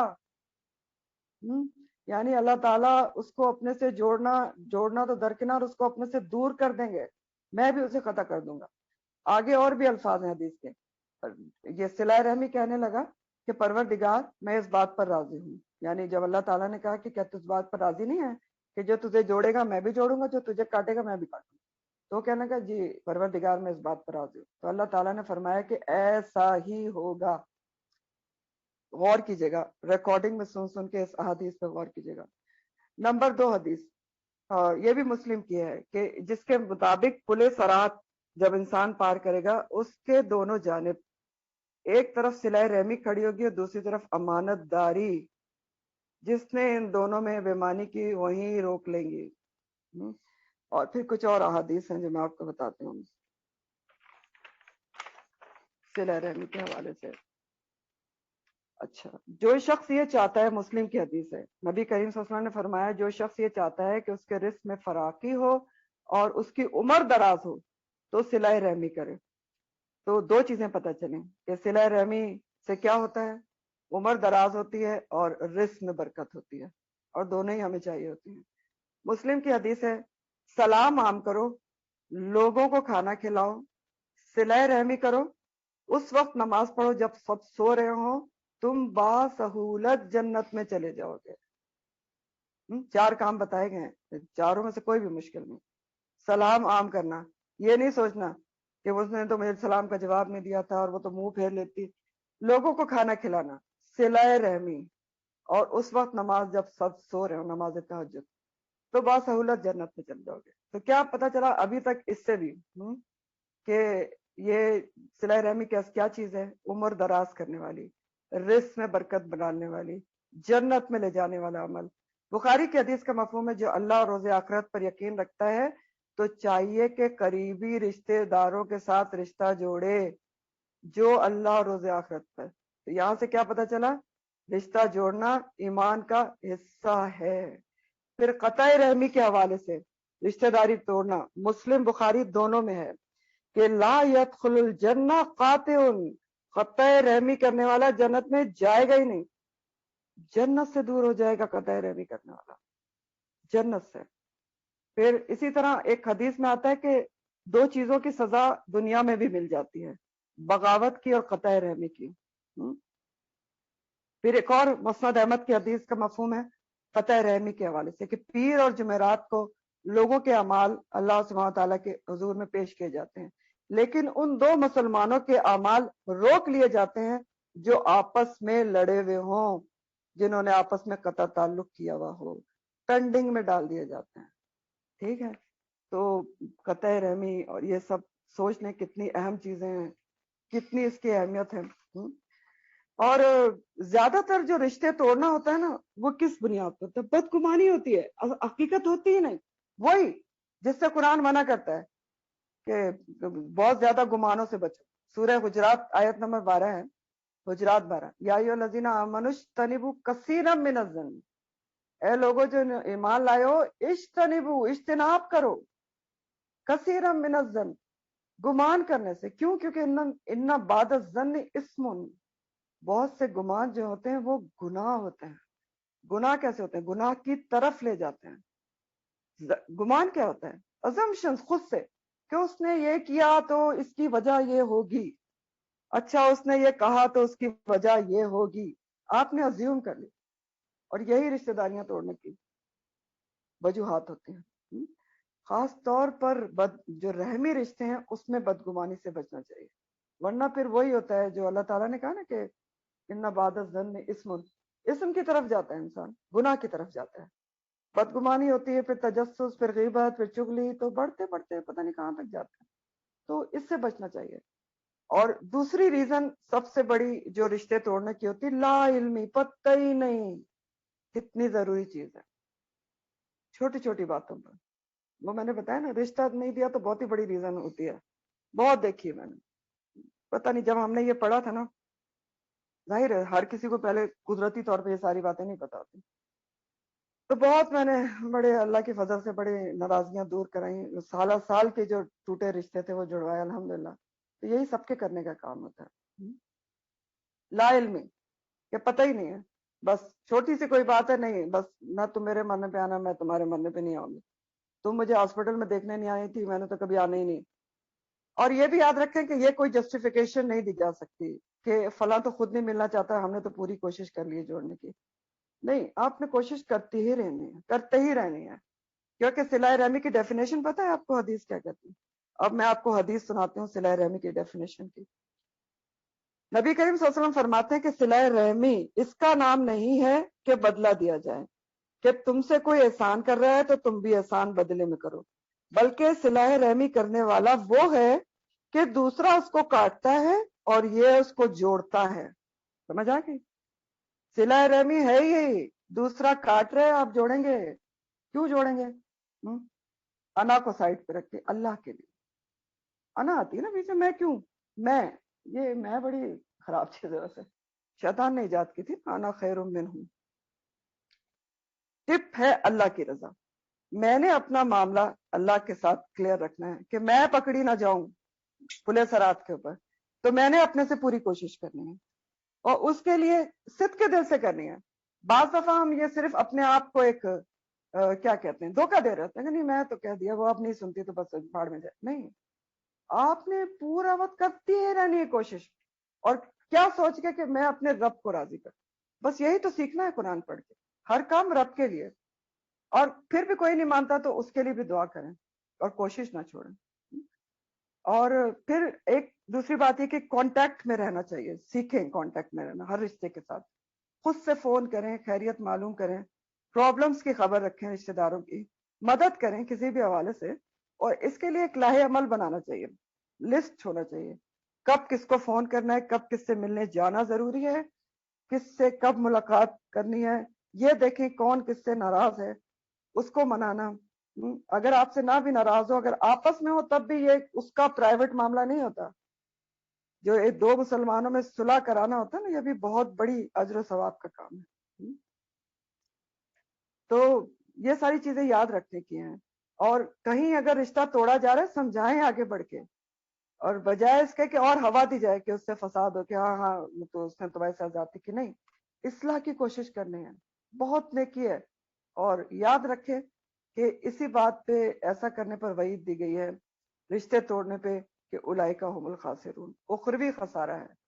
اور یہ بات ثابت بھی ہوگی نا، اخروی خسارہ، کیونکہ یہ جو آیت ہے نا کہ اولئک هم الخاسرون، اور میں نے آپ کو دوسری آیت سنائی سورہ رات کی، اس میں کہا گیا کہ ان کے لیے جو رشتوں کو توڑتے ہیں اللہ کی لعنت یا اللہ کی رحمت سے دوری ہے اور برا گھر ہے. تو پھر ثابت ہو گیا نا کہ خسارہ ہے. اور بھی کئی حدیث ہیں، یہاں اتنا ٹائم تھا تو میں نے آپ کو سنا دی. اور خیر غور و فکر کے لیے بھی بہت ہیں. اللہ تعالیٰ ہم سب کو عمل کرنے کی توفیق دے. اور پھر آپ دیکھیں کہ اخروی کے علاوہ دنیا کی نظر سے بھی تو جو ہے صلہ رحمی وہ بہت فائدہ مند ہوتی ہے نا. قریبی رشتے سے آپ منہ موڑ کے کبھی چین سے نہیں رہ سکتے، دل میں پھانس ضرور چبھی رہے گی، بے چینی بے سکونی رہے گی. اور رشتے دار سپورٹ ہوتے ہیں، دوست آپ کے پڑوسی بہت بڑے سپورٹ ہوتے ہیں. انسان اکیلا ہو جاتا ہے، اور ہر کسی کے حقوق ہیں. پڑوسی کے بھی اتنے حقوق ہیں کہ جبرائیل علیہ السلام کہ اتنی دفعہ پڑوسیوں کے حقوق لے کے آئے کہ نبی کریم صلی اللہ علیہ وسلم کہتے ہیں کہ مجھے شک ہو گیا تھا کہ یہ نہ ہو کہ پڑوسی کا وراثت میں حصہ ہو جائے. اور ہاں، ایک اور خاص بات رحمی رشتوں کے حوالے سے یہ وراثت کی تقسیم کا خیال رکھنی چاہیے. یہ بھی بہت فساد کی بات ہوتی ہے. عام ایک ٹرینڈ ہے انٹیریئر میں، اور بلکہ پڑھے لکھے بھی کرتے ہیں، بہنوں کو اور بیٹیوں کو وراثت میں حصہ نہیں، جبکہ قرآن نے سب کے حصے رکھے. تو یہ ضرور اس حوالے سے بھی ضرور سوچیں، اور یہ بھی انشاءاللہ ہم اس کے بارے میں بھی پڑھیں گے بھی. تو بہت اہم ٹاپک تھا جو آپ نے ابھی پڑھا، اور اس پہ غور کیجیے گا. انشاءاللہ اگلی دفعہ ہم اس کو ڈسکس کریں گے، اور پورا رکوع ڈسکشن میں انشاءاللہ میں لوں گی. پھر آگے اللہ تعالیٰ فرماتے ہیں کہ کیف تکفرون، کیسے تم انکار کرتے ہو، باللہ، اللہ کا. کیسے تم انکار کرتے ہو اللہ کا؟ کیفہ حرف تعجب ہے. کیسے مطلب کیسے، کس طرح تم اللہ کا انکار کرتے ہو؟ اللہ تعالیٰ بہت ہی تعجب اللہ کو ہو رہا ہے کہ کیسے تم یہ کام کرتے ہو. کیونکہ دیکھیں پیچھے اللہ کی عبادت کا حکم تھا، یا ایھا الناس اعبدوا ربکم الذی خلقکم، اس لیے اس کی عبادت کرو کہ اس نے تمہیں پیدا کیا ہے. پھر اس کے احکامات نہ ماننے والوں کی صفات بھی بتائی گئی ہیں کہ کیا ہے اور ان کے لیے کیا ہے، ہم الخاسرون بھی ہے. تو اس لیے یہاں تعجب ہے، کہ تعجب حیرانی ہے، کیسے تم یہ کر سکتے ہو؟ کیف تکفرون باللہ، کیسے انکار کر سکتے ہو اس کے وجود کا، اس کی عبادت سے انکار، اس کے احکامات کا انکار. تو یہ بہت ہی پیارا خوبصورت انداز ہے. کیسے تم کر سکتے ہو ایسا؟ کر سکتے ہو تم؟ کیف تکفرون باللہ، جبکہ خلقکم، اسی نے تو پیدا کیا ہے، اسی نے تو سب کچھ تمہارے لیے بنایا ہے، تمہیں وجود میں لانے والا ہے عدم سے. تو کیسے؟ تو پہلے ایک طرح سے دلیل دی گئی تھی کہ اس کی عبادت کرو. کیوں؟ کیونکہ اس نے تمہیں پیدا کیا، اور چیزیں بتائی گئی. اور اب ایک دوسری طرح سے اللہ تعالیٰ سبحانہ تعالیٰ دلیل ہی دے رہے ہیں کہ کیوں نہیں اللہ کی عبادت کرو، کیوں اللہ کی عبادت کی جائے. کیسے تم اس کا انکار کر سکتے ہو؟ کیسے اس کے احکامات کے حدود سے باہر نکل سکتے ہو؟ کیف تکفرون باللہ وکنتم امواتا، تم تو مردہ تھے. امواتن میت کی جمع ہے، مردہ، موت. تو تم تو مردہ تھے. فاحیاکم، تو اس نے تمہیں زندگی دی. فا تو آہیا، اس نے زندگی دی کم، تم کو. آیا کا روٹ حیات ہی ہے، ہاں یا. تو تم تو بے جان ذرات کی شکل میں تھے نا، نطفے کی شکل میں تھے کہیں اپنے فادر کے صلب میں. تو اس نے تمہیں روح ڈال کر ماں کے پیٹ میں تخلیق کر کے زندہ کیا. تو وہ کن تم امواتن فاحیاکم، کون سی پہلی موت تھی؟ جب تم نطفے کی شکل میں تھے، اس نے تم کو ماں کے پیٹ میں تخلیق کر کے روح ڈالی. فاحیاکم، اس نے تمہیں زندہ کیا. ثم پھر یمیتکم پھر وہ تمہیں موت دے گا. یعنی اسی کے حکم سے تمہاری یہ زندگی چل رہی ہے, سانسیں چل رہی ہیں ایک مقررہ وقت تک, اور جب وہ مقررہ وقت آ جائے گا, زندگی کی مدت ختم ہوگی تو وہ موت دے دے گا, روح دوبارہ نکال لے گا جو اس نے ڈالی تھی اور اس کو محفوظ کر لے گا. نمبر 4 ثم یحییکم اور پھر زندہ کرے گا تم کو, دوبارہ موت دینے کے بعد دوبارہ زندہ کرے گا تم کو. وہ کب کرے گا؟ جب قیامت قائم ہوگی. تمہارے جسموں کو اکٹھا کرے گا, عجب الزم سے اگائے گا. عجب الزم کہتے ہیں ریڑھ کی ہڈی, جو کسی بھی حال میں انسان کی ختم نہیں ہوتی, اس سے انسان کے جسم کو اگایا جائے گا, اور پھر جو روح محفوظ کی گئی تھی علیین میں یا سجین میں واپس ڈالی جائے گی, اور پھر سوال و جواب اور حساب و کتاب ہوگا. تو ثم یحییکم جو ہے وہ اخروی زندگی کی بات ہے, آخرت کی زندگی جس کے بعد موت نہیں ہے. تو آغاز مردہ حالت سے ہوا, کنتم اموات ہیں, پھر زندگی ملی, پھر موت آئے گی, اور پھر زندگی دی جائے گی ہمیشہ کے لیے. ثم الیہ ترجعون پھر اس کی طرف تم لوٹائے جاؤ گے. جب دوبارہ زندگی دی جائے گی ثم یحییکم, تو کیوں دی جائے گی؟ کیونکہ تمہیں اس کی طرف لوٹایا جائے گا. حشر کے میدان میں سب اس کے سامنے کھڑے ہو گئے, حساب و کتاب, جزا و سزا کے لیے. تو یہاں 2 دفعہ زندگی اور 2 دفعہ موت کا ذکر ہے. آغاز موت سے ہے, تو موت سے ہی آغاز ہوتا ہے, کیونکہ انسان پہلے مردہ حالت میں ہوتا ہے نطفے میں. اور اگر آپ سورہ ملک کی آیت پہ غور کریں نا, تو وہاں بھی پہلے موت کا ذکر ہے. الذی خلق الموت والحیات لیبلوکم ایکم احسن عملا. اللہ وہ ذات ہے جس نے تخلیق کیا موت کو اور زندگی کو, تاکہ تمہیں آزمائے کہ کون اچھے عمل لے کر آتے ہیں. تو یہ سب کچھ جو ہے نا, 2 زندگیاں 2 موت, سب کس کے ہاتھ میں ہے؟ اللہ سبحانہ تعالیٰ کے. اسی لیے تو تعجب ہے کہ کیفا, کیسے پہ تم اللہ کا انکار کرتے ہو, سب کچھ تو اس کے ہاتھ میں ہے. تو یہاں ایسا سوال اللہ تعالیٰ نے کیا ہے, کیف تکفرون باللہ, کہ کوئی انسان جواب دے ہی نہیں سکتا, لاجواب ہے, منہ بند ہے, اسپیچ لیس ہے. کیف تکفرون, کیسے اللہ کا انکار کر سکتے ہو؟ ساری پہلی زندگی, پہلی موت, دوسری موت, دوسری زندگی, سب اس کے ہاتھ میں ہے. تو کوئی انکار اس کا کر ہی نہیں سکتا, جواب ہی نہیں, کیونکہ دیکھیں زندگی اور موت دینے کا کام اللہ کے سوا کوئی کر ہی نہیں سکتا. تو اسی لیے جب ابراہیم علیہ السلام کا نمرود سے ٹکراؤ ہوا تھا تو اس نے پوچھا تھا کہ تمہارا رب کون ہے, تو انہوں نے کہا تھا کہ میرا رب وہ ہے جو زندگی دیتا ہے اور موت دیتا ہے. تو لاجواب کر دیا تھا اس کو. تو کوئی شخص بھی اس بات سے انکار نہیں کر سکتا کہ زندگی اللہ دیتا ہے, اس کے سوا کوئی دے سکتا ہے. کوئی طاقت زندگی نہیں دے سکتی, موت کو نہیں روک سکتی. اور یہ بات سورہ واقعہ میں بھی اللہ تعالیٰ کہتا ہے کہ تمہارے سامنے سامنے تمہارا پیارا جا رہا ہوتا ہے, تم دیکھ رہے ہوتے ہو, تو اگر تم سچے ہو تو تم ذرا اس کو روک کر دکھاؤ, ترجعونہا, وہ تو جا کر رہے گا. تو یہاں غور طلب بات ہمارے لیے یہ ہے کہ ہمیں یہ احساس ہونا چاہیے کہ زندگی دینے والی ذات صرف اللہ تعالیٰ کی ہے. ہماری زندگی اس کی دین ہے, اس کا احسان ہے. خلقکم, اس نے پیدا کیا ہے, اس کا احسان. اور پھر صرف زندگی نہیں, پوری زندگی کی بقا, مینٹیننس, وہ بھی اسی کی وجہ سے ہے. اسی کے بے شمار احسانات ہیں جو ہماری زندگی چل رہی ہے. سورج, چاند, ستارے, ہوا, پانی, کچھ بھی دیکھ لیں, سب اس کے ہاتھ میں ہے, چلا بھی وہی رہا ہے زندگی. اور پھر موت بھی برحق ہے, الہی ترجعون بھی لازمی ہونا ہے, لوٹنا بھی اسی کی طرف ہے. تو پھر ماننا کس کی چاہیے بات, سوچنے کی بات ہے نا. زندگی دینے والا وہ ہے, موت دینے والا بھی وہ ہے, لوٹنا بھی اسی کی طرف ہے, الہی ترجعون. نہ ہم اپنی مرضی سے آئے ہیں, نہ اپنی مرضی سے جائیں گے. تو پھر اس زندگی میں بھی اپنی مرضی نہیں کرنی چاہیے نا, اس کی مرضی پہ چلنا چاہیے, تاکہ پھر ہمیشہ کی زندگی وہ ہماری زندگی ہماری مرضی کی مل سکے. کیا کام ہے, کچھ سمجھ آیا کہ اوپر سے گیا؟ نہ ہم اپنی مرضی سے آئے ہیں, نہ اپنی مرضی سے جائیں گے. پھر اس زندگی میں کو گزارنے کے لیے اپنی مرضی کیوں چلانا چاہیے, اس کی مرضی پہ چلنا چاہیے نا. تو اگر ہم اس زندگی کو اس کی مرضی سے گزار لیں گے, یا ایھا الناس اعبدوا ربکم پہ عمل کر لیں گے, تو پھر کیا ہوگا؟ بہت بڑا کام ہوگا کہ وہ ہمیشہ کی زندگی پر ہماری مرضی کی مل جائے گی. ما تشتہی انفس ہے.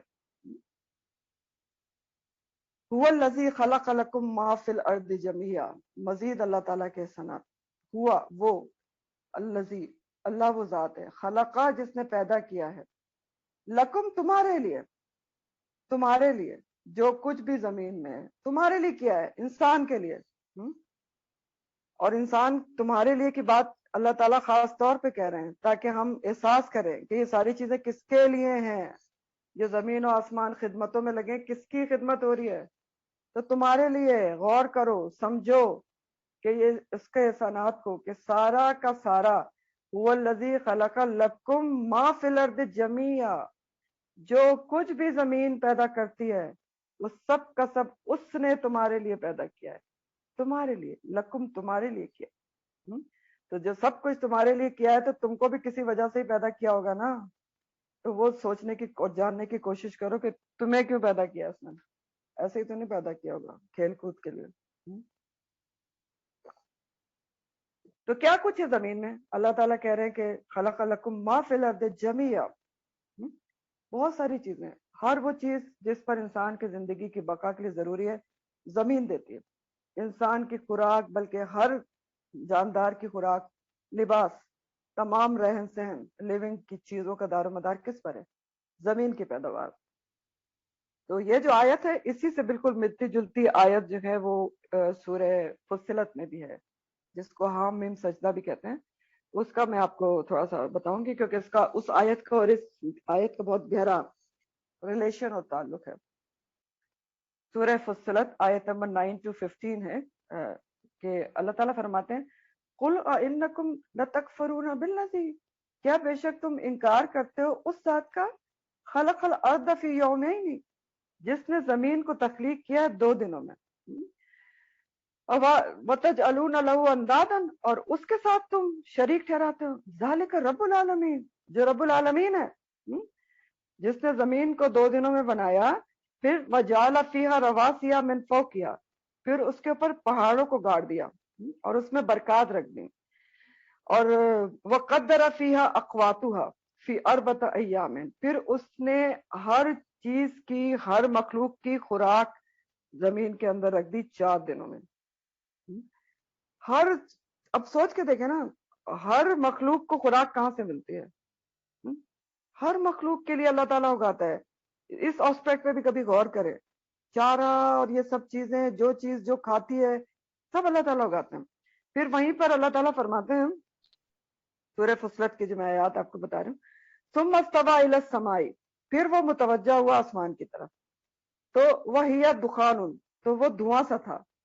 تو اس نے ابھی آسمان صحیح بنا نہیں تھا، پہلے اس نے زمین کو بنایا 2 دنوں میں، 4 دنوں میں اس میں ساری چیزیں رکھ دی. اور یہ دنوں کے چکر میں نہ پڑیے گا، اللہ تعالیٰ کے دن مختلف ہیں، ہم پڑھ لیں گے انشاءاللہ. پھر کیا کیا؟ پھر آسمان کی طرف متوجہ ہوا تو وہ دھواں سا تھا. تو اس نے کہا زمین اور آسمان سے کہ آ جاؤ، خوشی سے یا ناخوشی سے. تو انہوں نے کہا کہ ہم خوشی سے آتے ہیں. تو پھر اس نے 7 آسمان پورے برابر کر دیے 2 دنوں میں، اور آسمان دنیا کو مزین کر دیا چراغوں سے، یعنی ستاروں سے. وَزَيَّنَّا سَمَاءَ الدُّنْيَا بِمَصَابِيحَ وَحِفْظًا، اور حفاظت کا ذریعہ بنا دیا. اوزون لیئر بھی تو بنا دی ہے.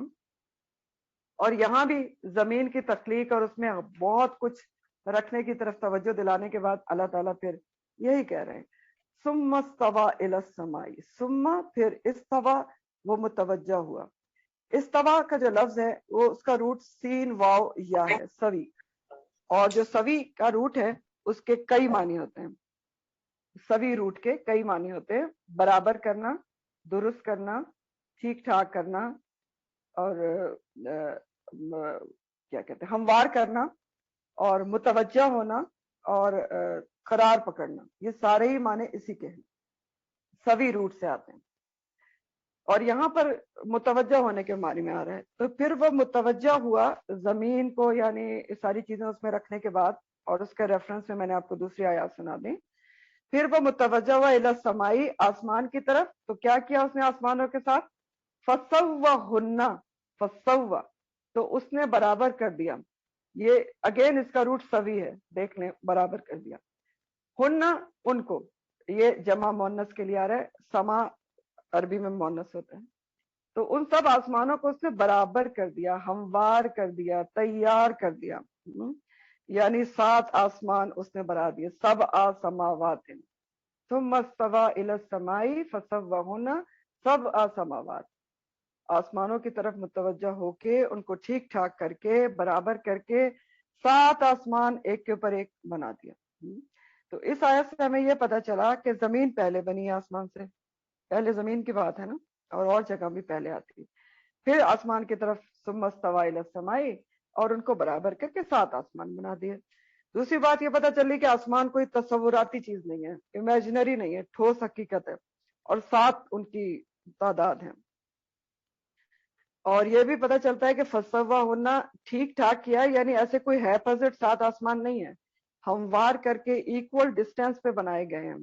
ہر 2 آسمانوں کے درمیان 500 سال کی مسافت کا فاصلہ ہے۔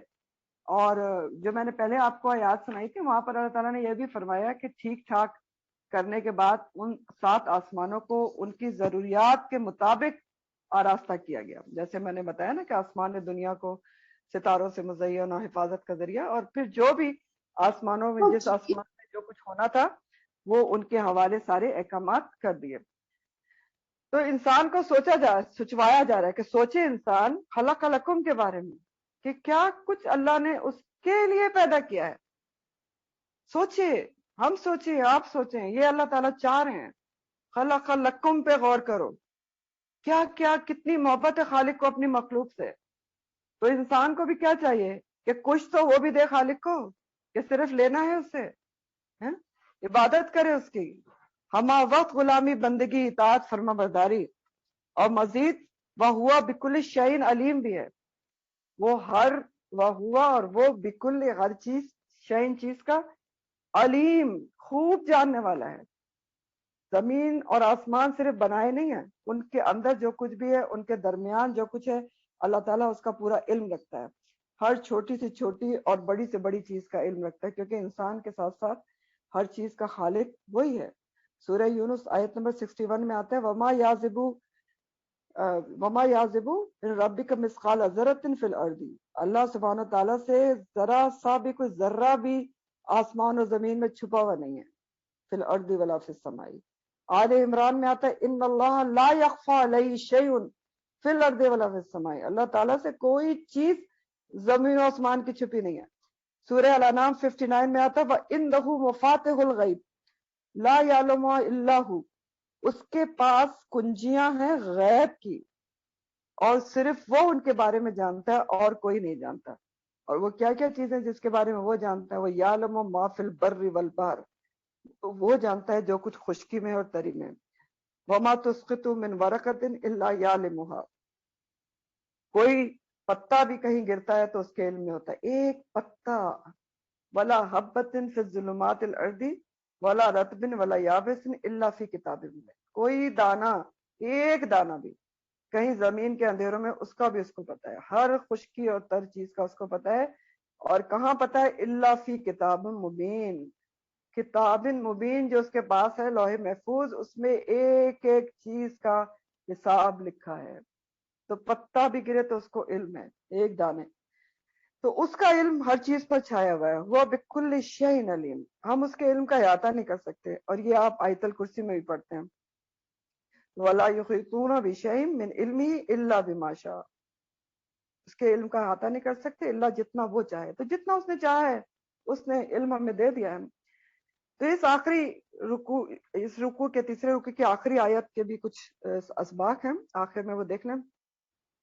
نمبر 1، اللہ کے بے شمار احسانات ہیں ہمارے پر، اور ان کا تقاضا کیا ہے کہ ہم اس کے بن جائیں جس نے ہمیں سب کچھ دیا ہے، بجائے اس کے کہ ان چیزوں میں کھو جائیں جو اس نے ہمارے استعمال کے لیے بنائی ہیں۔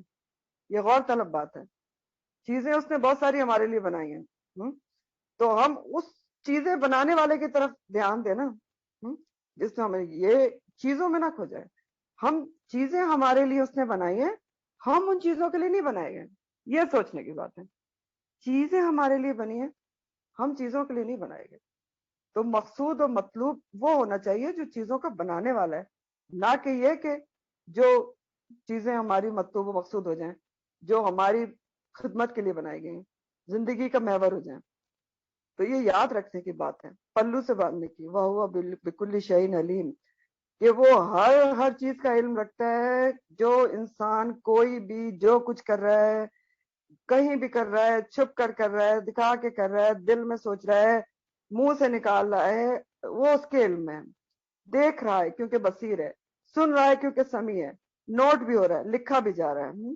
ما یلفظ من قول الا لدیہ رقیب عتید، منہ سے ایک لفظ بھی نہیں نکلتا کہ وہ یہ جو بیٹھے ہیں نا دائیں بائیں وہ لکھ لیتے ہیں. تو وہ بکل شیء علیم بھی ہے، اور پھر الہ ترجعون بھی ہے، لوٹنا بھی اسی کی طرف ہے. یہ دو باتیں اگر ہم یہ یاد رکھ لیں نا تو ہم سارے ہمارے کام سیدھے ہو سکتے ہیں.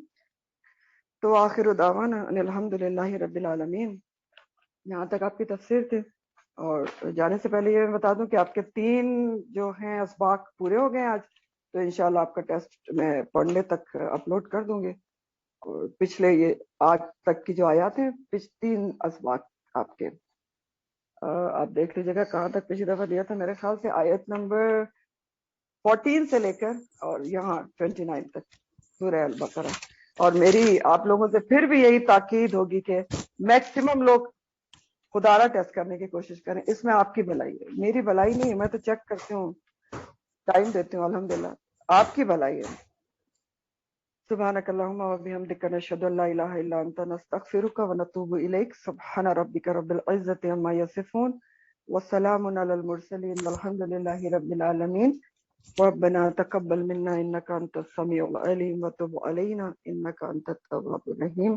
آمین یا رب العالمین. السلام علیکم و رحمۃ اللہ وبرکاتہ. کوئی کوشچن ہے تو آپ پوچھ سکتے ہیں. جی